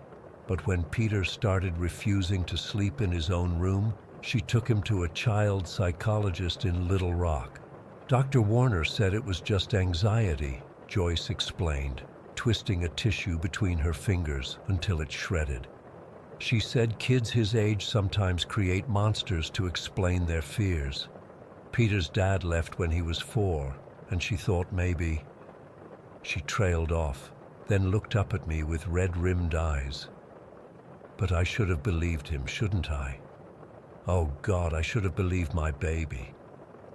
Within the hour, we had search teams combing the woods, K-9 units trying to pick up Peter's scent, and every available officer in the county headed our way. I stayed at the house, taking photos of the footprints before they could be disturbed and securing the scene. Standard procedure, though nothing about this felt standard. Joyce kept talking, like she couldn't stop now that someone was finally listening. She told me how Peter claimed the face would watch him for hours, just staring. How sometimes it would press against the glass like it was trying to get in. How he'd started sleeping with his desk lamp on because it doesn't like the light. Last week he said the nightmares had stopped, she said, her voice breaking. I thought the therapy was working. I thought he was getting better. The search went on all night. By morning, we had found nothing. Not a single trace of Peter beyond those strange tracks, which disappeared about half a mile into the dense forest where the ground got rocky. The dogs kept losing his scent, acting spooked. One of them, a German shepherd that had helped locate missing hikers for years, just sat down and refused to go any further, whining like somebody was hurting it. I drove into Little Rock the next day to talk to Dr. Betty Warner, the psychologist who'd been treating Peter. Her office was in one of those modern medical buildings, all glass and steel, with a waiting room full of colorful toys and children's books. Dr. Warner herself was a small woman in her 50s, with short gray hair and kind eyes behind wire-rimmed glasses. She looked exhausted when I walked in. "I've been expecting you," she said, gesturing for me to sit. "I heard about Peter on the morning news. It's devastating." She couldn't share Peter's file due to confidentiality, but after I explained about the broken window and the tracks, she agreed to tell me what she could. Peter was suffering from what appeared to be severe night terrors, she explained, but his descriptions were unusually consistent for that kind of disorder. Most children with night terrors have fragmented, changing fears. Peter described the same entity every session. My mouth went dry. "What entity?" Dr. Warner hesitated, then opened a drawer and pulled out a child's drawing. It showed a crude stick figure house with a window, and outside the window was something, a tall, hunched figure with long black fur covering its body, but its face. "He called it the bone face," Dr. Warner said quietly. "He said it was yellowish white, like old bone, but moved like it was alive. Sometimes he said it looked like a deer skull, sometimes more like a dog or a wolf, but always with too many teeth." I stared at the childish drawing, feeling sick. The face in the picture had hollow eye sockets and a mouth that took up most of the head, filled with jagged lines representing teeth. "I thought it was a manifestation of anxiety," Dr. Warner continued. "We were making progress. He said it had stopped appearing as frequently. Last session he told me he hadn't seen it in over a week." She looked down at her hands. "I thought we were helping him." The next 3 weeks were a blur of search parties, interviews, and dead ends. We found no trace of Peter Madison. His backpack turned up about 2 miles from the house, torn and muddied, but that was it. No body, no clothes, no other clues. Joyce Madison stopped going to work, stopped eating, stopped doing much of anything besides sitting by Peter's window, waiting. The official investigation started leaning toward a wild animal attack, possibly a bear, though that didn't explain how it broke through a second-story window. Some officers whispered about human traffickers, but there had been no strange vehicles reported in the area. The case was still active, but I could feel it slipping into that terrible limbo where missing persons cases go when there are no new leads. But I couldn't let it go. Those footprints, that drawing, they haunted me.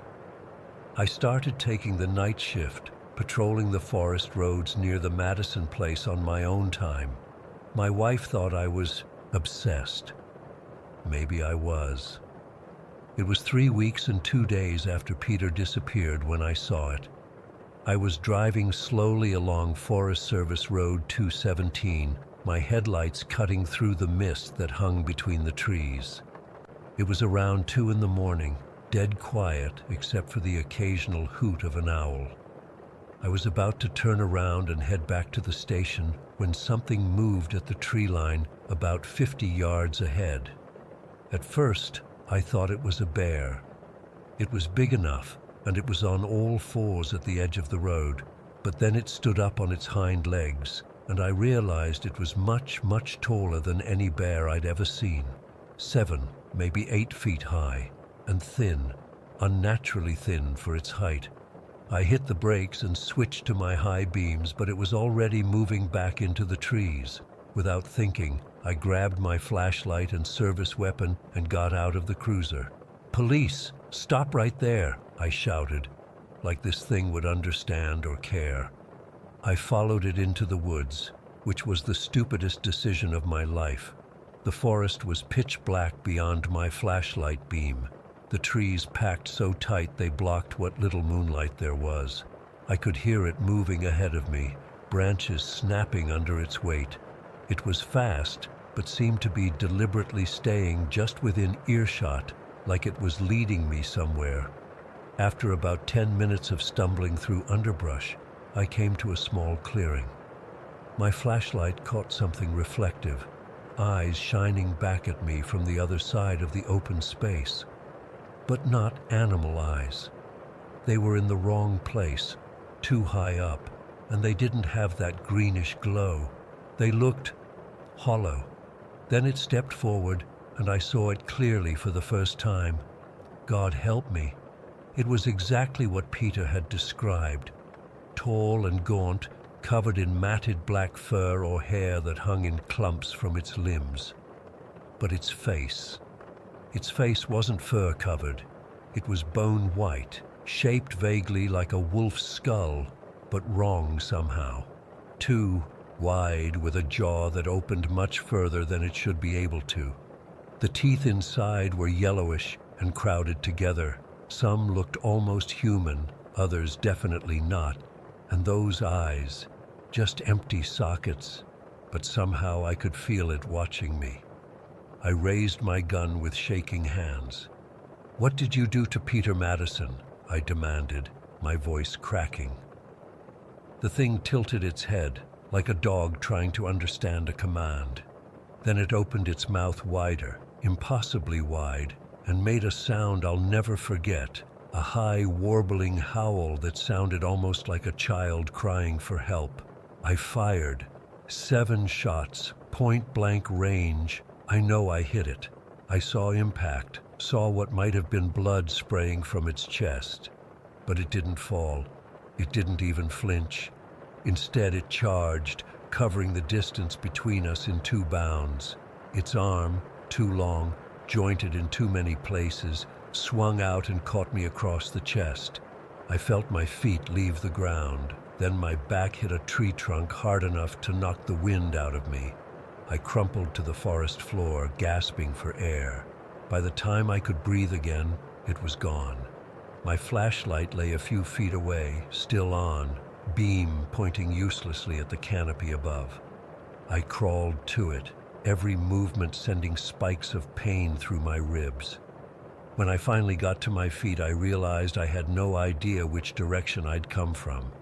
It took me 4 hours to find my way back to my cruiser, following the sound of the radio dispatcher calling my name over and over.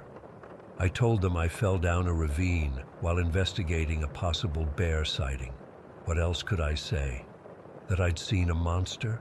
That Peter Madison had been right all along? I'd be off the force and in a padded room before the end of the day. 3 weeks after my encounter, another child went missing from a house about 12 miles from the Madisons. 6-year-old girl named Emily Thorne.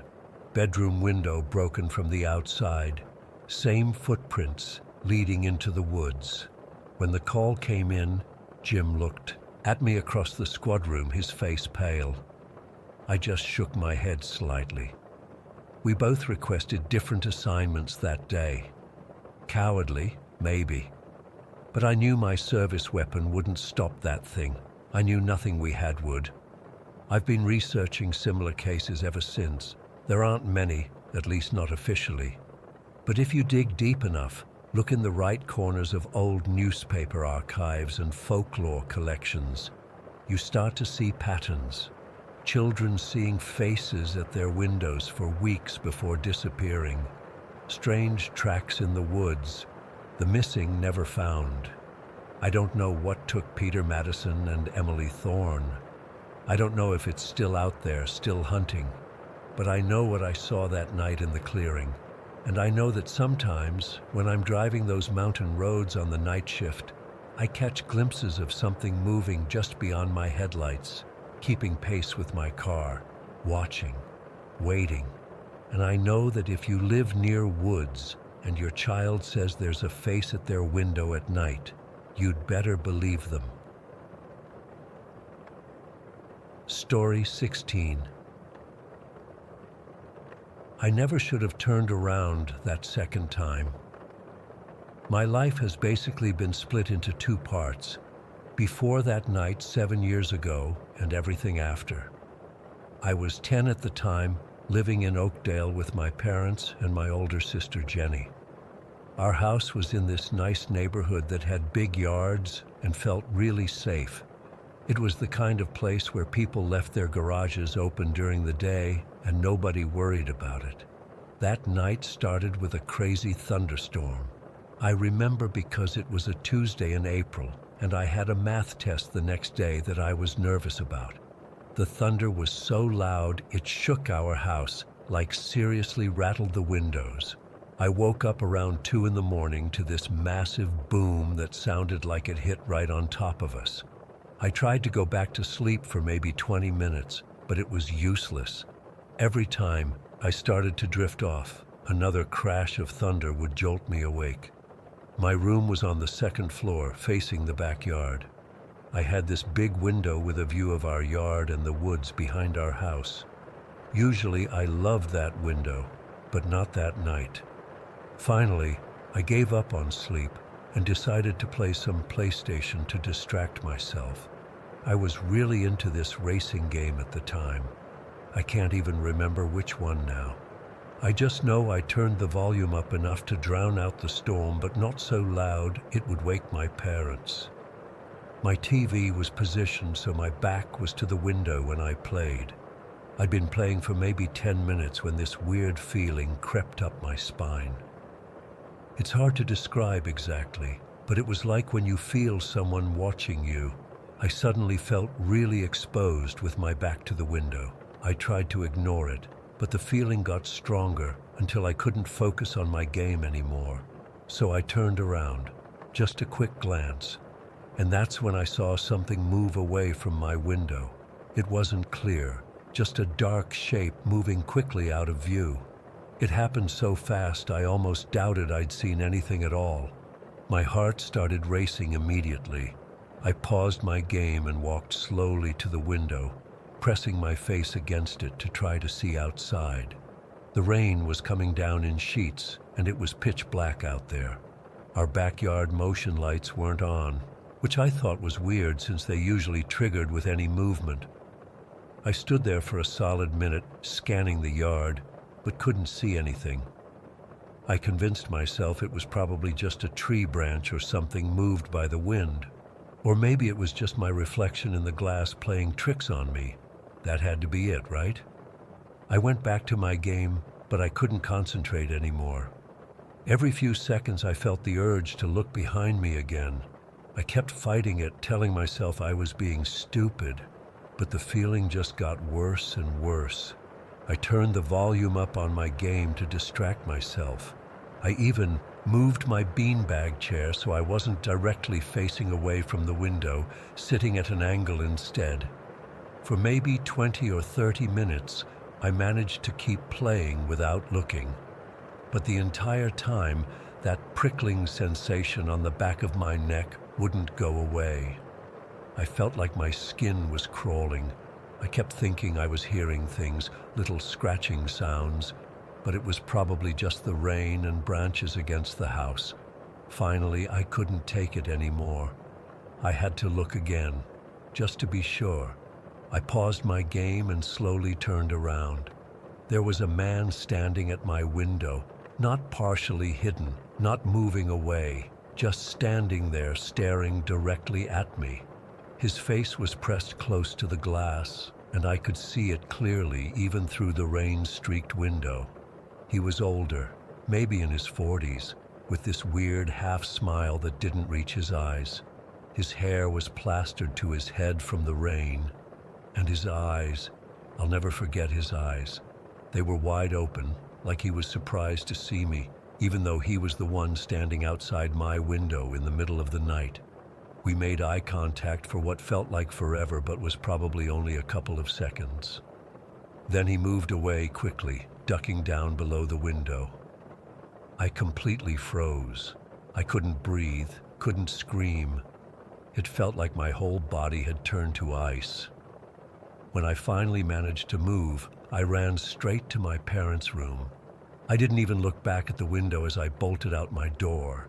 I burst into their room, probably scaring them half to death.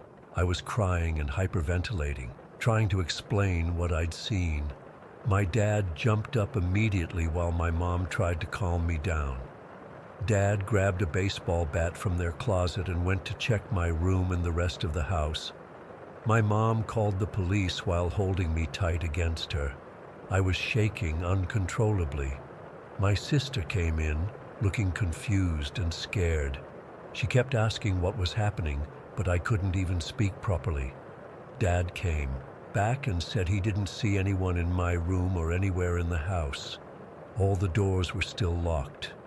He looked out my window but said he couldn't see anyone in the yard.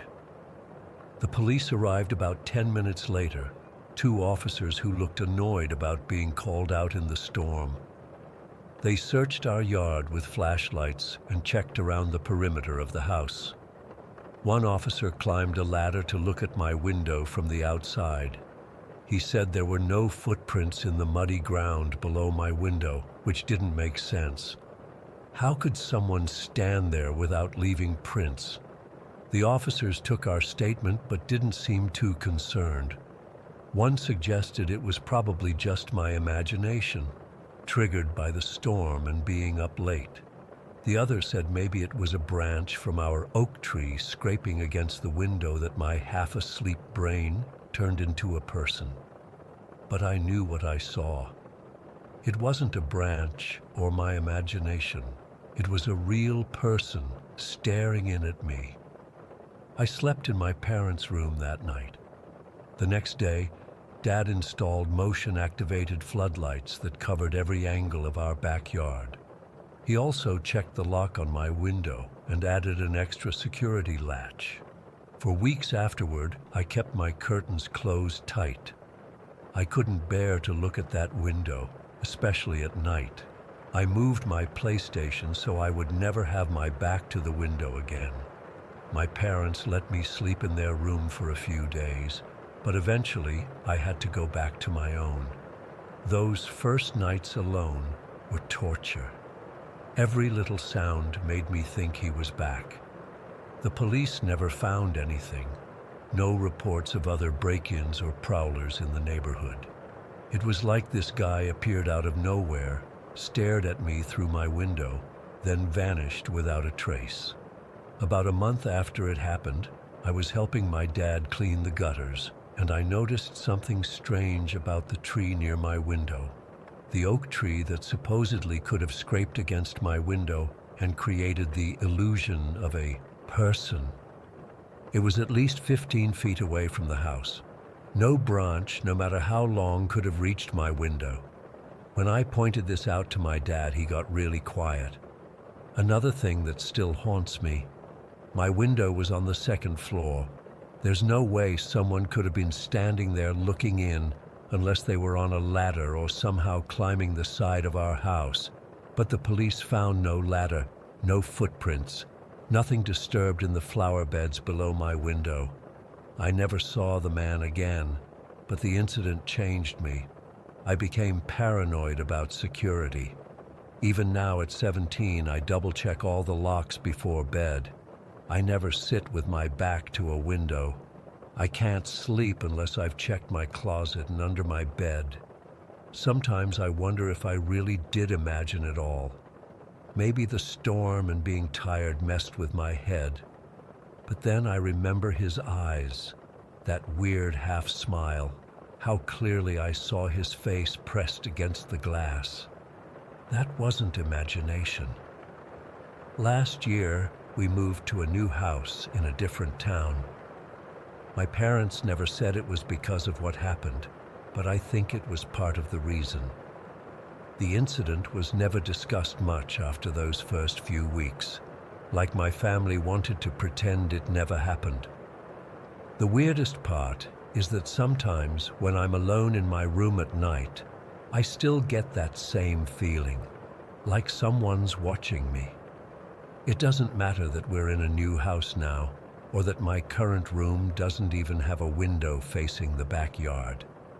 The feeling comes anyway. I know it sounds crazy, but I'm convinced that whoever or whatever was at my window that night is still out there somewhere. And sometimes in my darkest thoughts, I wonder if he's still looking for me. I've never told anyone this part before, but the night before we moved, I was packing up my room and had the sudden urge to look out my window one last time. I pulled back the curtains I'd kept closed for years, and for just a split second, I thought I saw someone standing at the edge of our yard, looking up at my window. By the time I blinked, they were gone. It was probably nothing, but I still can't shake the feeling that he's waiting for me to turn around again. Story 17. I still wake up in a cold sweat sometimes, feeling like I can't stretch my arms or legs, like I'm trapped. It's been over 30 years since it happened, but some nights I'm right back there in that dingy Finsbury flat, staring into that bloody suitcase. Back in '84, I was working as what you might call an unofficial property manager in East London. Nothing glamorous, just collecting rent, fixing leaky taps, that sort of thing. The real owner, let's call him Barrett, stayed in the shadows. These weren't exactly legal accommodations. Most were chopped-up houses, converted without permits, crammed with more tenants than fire codes would ever allow. I didn't ask questions. 60 quid a month was the going rate, dirt cheap even then. And if people could pay, I didn't care who they were or what they did. Half my tenants were immigrants without papers, others running from something or someone. Everyone had their secrets. That August was brutal, hot, sticky, the kind of weather London rarely sees. I was making my usual rounds when this massive bloke approached me outside one of our worst buildings. Must have been 6'4", with shoulders like a refrigerator, bald head with a horseshoe of dark hair around the sides, hands like shovels. "You are man with rooms?" he asked, his accent thick as concrete. I nodded, already counting the money in my head. Most vacancies were filled through word of mouth in this business. "I am Yuri," he said, "from Latvia. Need place tonight." I had one room available, a real shithole on the 3rd floor. Single bed with a mattress stained beyond description, peeling wallpaper, a sink that ran either scalding or ice cold, never in between. Shared toilet down the hall that reeked no matter how often I cleaned it. I showed him the room, expecting him to balk at the state of it, but he barely glanced around before pulling out a wad of crumpled notes. "I take," he said simply, handing over the first month's rent plus deposit without haggling, something I'd never seen before. "Right," I said, counting it twice. "Rent's due on the 1st. I come round to collect. Any problems? There's a list of building rules on the back of the door." He just nodded, placed a small duffel bag on the bed, and that was that. Easiest letting I'd ever done. Yuri turned out to be the perfect tenant. Always paid on time, never complained, kept to himself. Most months I wouldn't even see him. Just find the money tucked into the pillowcase on his bed. He worked nights, security, or bouncing at clubs, I guessed, though we never discussed it. Sometimes I'd spot him coming or going, always with that same serious expression, giving me a curt nod before disappearing. After about 6 months, I came by on the 1st of the month as usual. Knocked, no answer. Not unusual, Yuri was often sleeping during the day. I had keys to all the rooms, so I let myself in, expecting to find the usual cash in the pillowcase. The room felt different immediately. There was a staleness to the air, like it had been closed up for days. No money in the pillowcase. The small wardrobe where he kept his few clothes was empty. My first thought was he'd done a runner, which happened sometimes when tenants couldn't pay. I checked under the bed. Tenants often hid things there, and that's when I saw it. a battered brown leather suitcase, old-fashioned with those brass latches on the front. It wasn't particularly large, maybe 2 feet by 3. I remember thinking it was odd because I'd never seen Yuri with anything but that small duffel.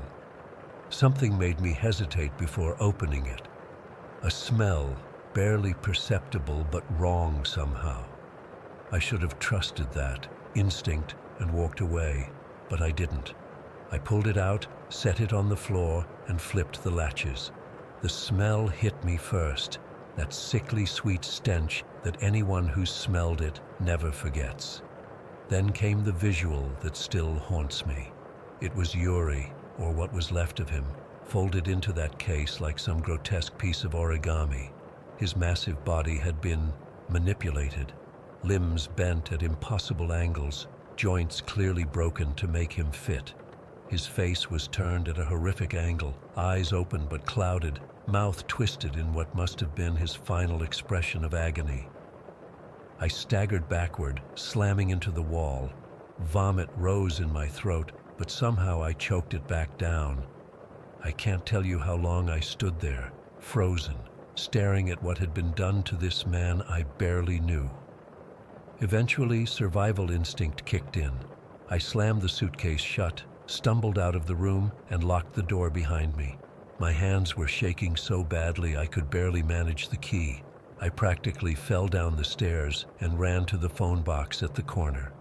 I called Barrett, my mind racing with what to tell the police, but his reaction wasn't what I expected. "Where exactly?" he asked, his voice unnervingly calm when I blurted out what I'd found. "Room 14, 3rd floor.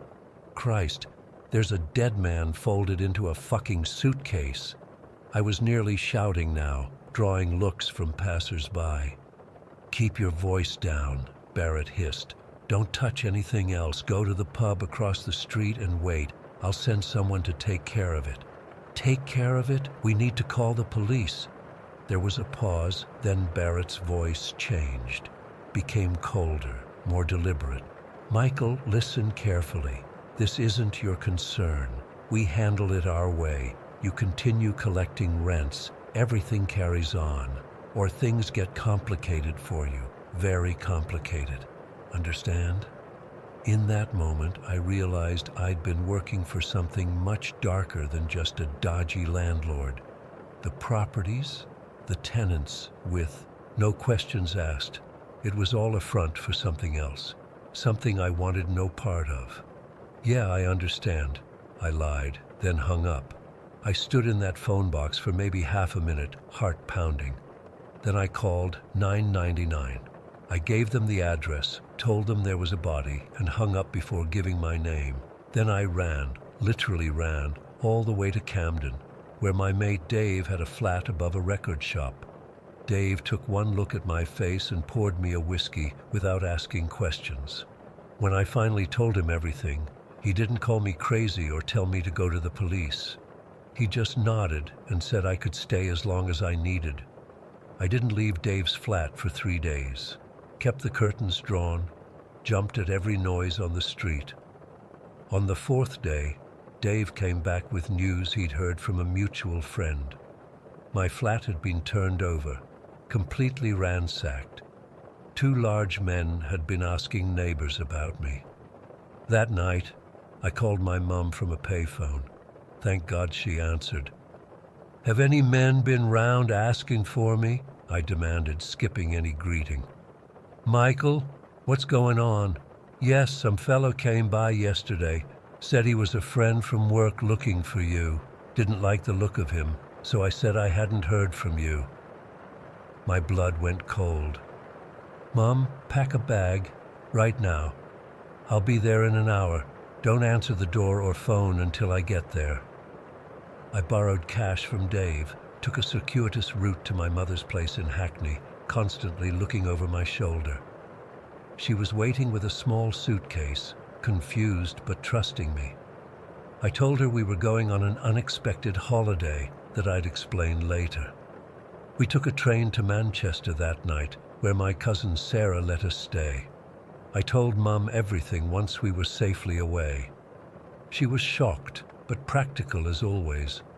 "Well," she said finally, "I always fancied a change of scenery." We never went back to London.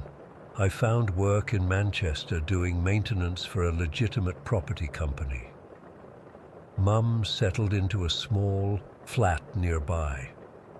We changed our names, nothing dramatic, just tweaked them enough that casual searches wouldn't connect us to our London lives.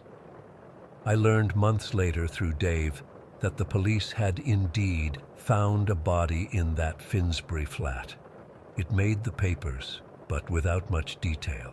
An unidentified foreign national, suspected gang connection, investigation ongoing. Then nothing. The case apparently went cold.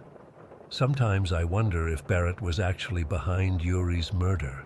More likely, he just wanted the evidence gone, the whole thing swept under the rug to protect whatever operation he was running. For all I know, Yuri might have been involved in the same business and crossed the wrong people. What still haunts me is thinking about who could have done that to him. Yuri was enormous, powerful. Whoever subdued him, whoever methodically broke his body to fit him into that suitcase, that person must have been a special kind of monster. The deliberateness of it turns my stomach even now. And why leave him there, in a room that someone was bound to check? Was it a message, or had they planned to retrieve the suitcase and dispose of it properly? But something interrupted them.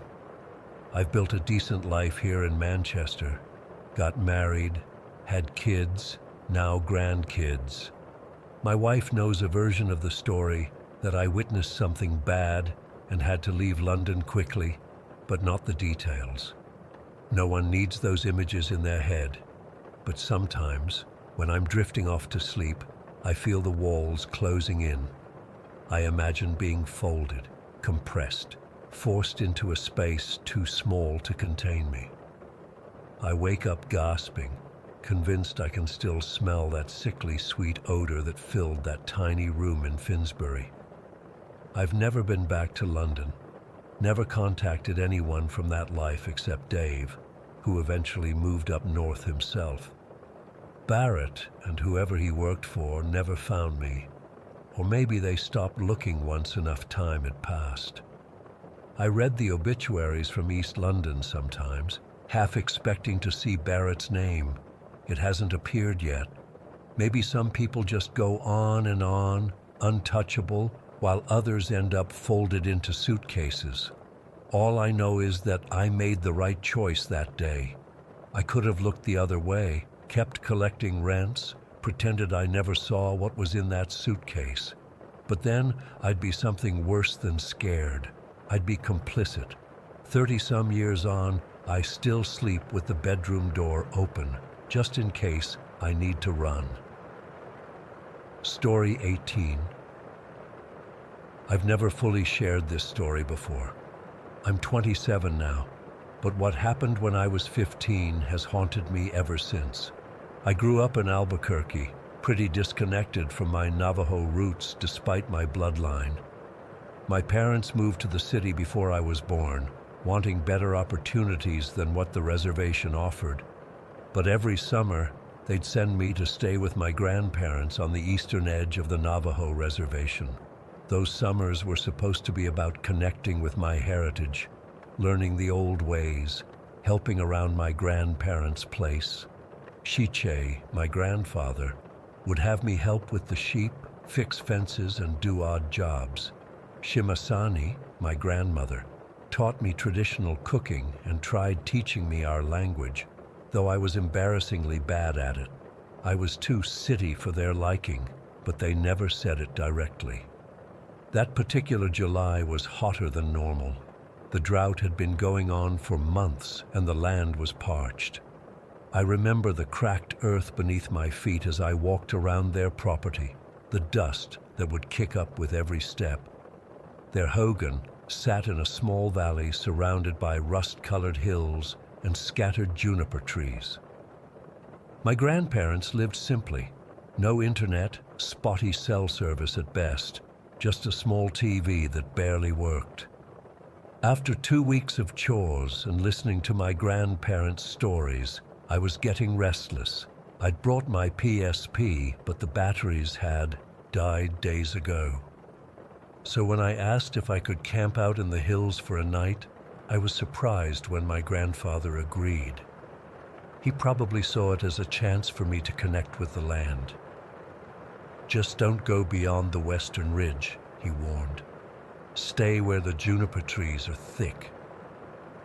I packed light, just my sleeping bag, a small tent, some beef jerky, trail mix, water bottles, and a handheld radio that could pick up stations from Gallup on clear nights. I also took my survival knife, not because I thought I'd need it, but because it made me feel like a proper outdoorsman.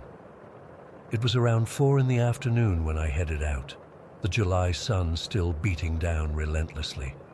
The hills west of my grandparents' place weren't very high, but they rolled on forever, one after another, creating pockets of shadow and light. I found a spot about 45 minutes away, in a small clearing surrounded by junipers and pinyon pines. The ground was relatively flat and I had a good view of the valley below. I could just barely make out the smoke from my grandparents' chimney in the distance. I set up my tent, unpacked my gear, and started gathering firewood. The sun was beginning to set, painting the sky in deep oranges and purples. I'd never admit it to my city friends, but there's something magical about desert sunsets that you just don't get in Albuquerque. That's when I noticed it. A flickering light in the distance, maybe half a mile away, deeper into the hills. At first, I thought it might be another camper, but my grandparents had told me nobody really came out this way. It looked like an old-style lantern, the kind that uses oil, not a modern flashlight or headlamp. Curiosity got the better of me. I decided to walk closer, just to see who else might be out here. I left my gear at my campsite and moved toward the light, staying low and quiet. As I got closer, I realized the light was coming from beyond a small rise. I crawled the last few yards on my stomach and peered over. What I saw turned my blood to ice. In a small depression below, illuminated by an old brass lantern, was a figure. At first glance, it looked like a person, but something was profoundly wrong.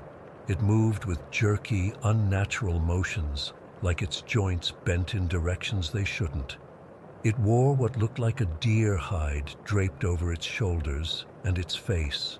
I couldn't make out features clearly in the dim light, but it seemed elongated, almost like a mix between human and animal. I knew instantly what I was seeing.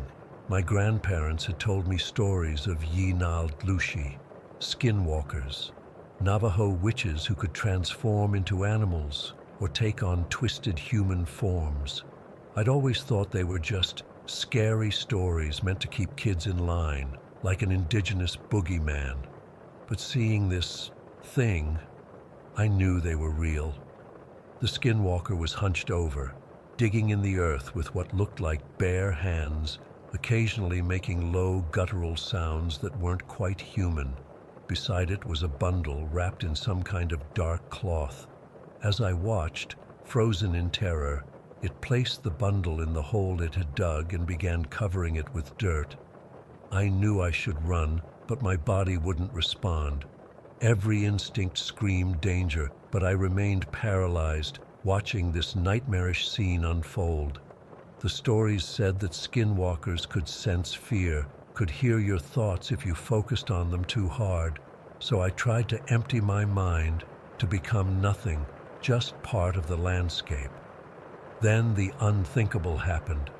The skinwalker paused its digging and slowly, deliberately, turned its head in my direction. Even though I was hidden behind the rise, I felt its eyes searching, sensing.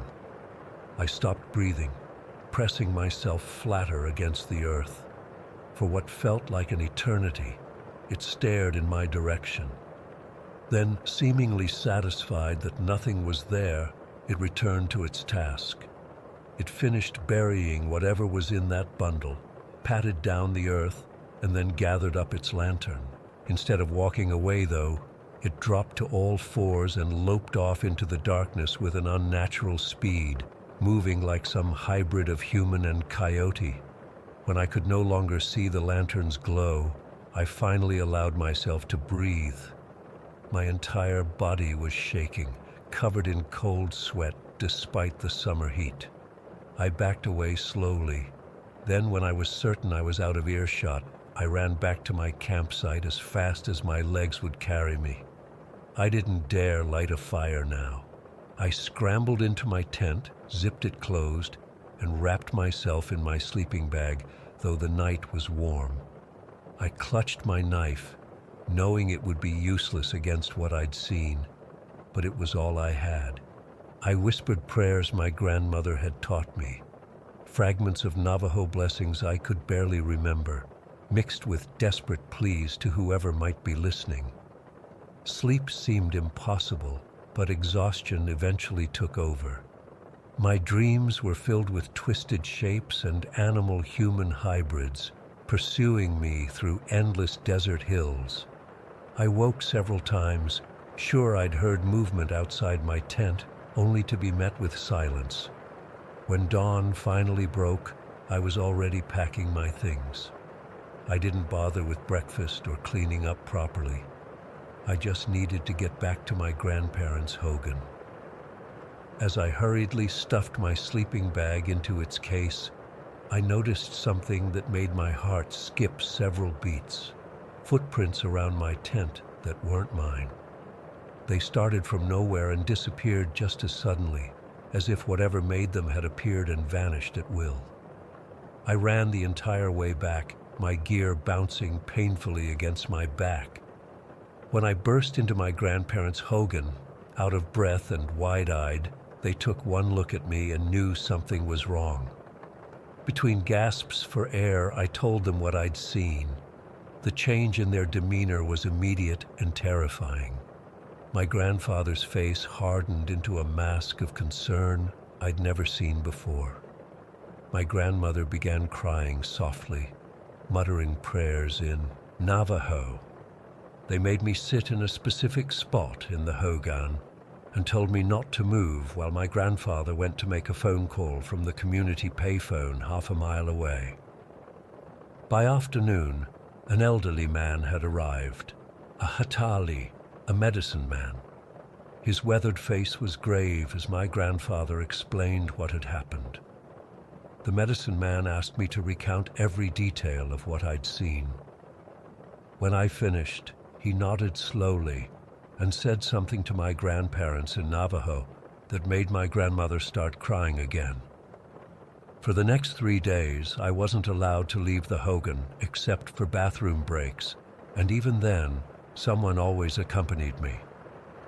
The medicine man performed what I later learned was a blackening ceremony, a ritual to chase away evil. He sang traditional songs, burned special herbs, and had me drink bitter-tasting teas. The entire time, my grandparents remained solemn and watchful. On the 3rd day, the medicine man took me aside. His eyes were kind but serious. "The skinwalker touched you while you slept," he said quietly. "It performed a witching on you." The coldness that spread through me at those words is indescribable. I stammered that nothing had touched me, that I would have woken up. "No," he said firmly, "you would not have. That is their way." Over the next week, more ceremonies were performed. During one particularly intense ritual, the medicine man revealed something that shook my family to the core.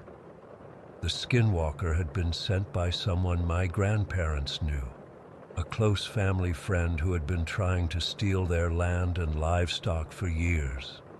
"The witching was meant for your grandparents," he explained. "But when you came upon it during its ritual, it transferred the curse to you instead. You were easier prey." The final ceremony was what the medicine man called an evil way ceremony. one designed to return the witchcraft to its sender. I won't describe what was involved, but it left me physically and emotionally drained. Before he left, the medicine man told me his own story. When he was a child, he had witnessed a skinwalker enter his grandfather's hogan during a healing ceremony. The creature had begged for forgiveness, claiming it didn't want to be what it had become. Then another person present had suddenly become violent, transforming before their eyes and crawling away into the night. "We had to do what was necessary," he said cryptically. "Some people choose the dark path. Once they go down it far enough, there's only one way to stop them." He made me promise never to speak of what happened to outsiders, warning me that such encounters always come at a price. He gave me a small medicine pouch to wear and told me never to take it off. That was 12 years ago. I never went camping in those hills again. My grandparents passed away 3 years later, within months of each other. The family friend the medicine man had identified moved away suddenly around the same time my ceremonies were completed. I heard rumors that they became gravely ill, but no one would tell me details. I still wear the medicine pouch. Sometimes I wake up at night, certain I've heard that same guttural, not quite human sound outside my window. Sometimes I see movement from the corner of my eye, something loping on all fours too fast to be natural. And sometimes, in my dreams, I see what was in that bundle the skinwalker buried. Though I wake up unable to remember the details, only the horror they inspired. I still don't know what price I'm paying, or if I'll ever be truly free of what happened that night. All I know is that some things from the old stories are real, and there are darker aspects of my heritage that can't be ignored, no matter how city I've become.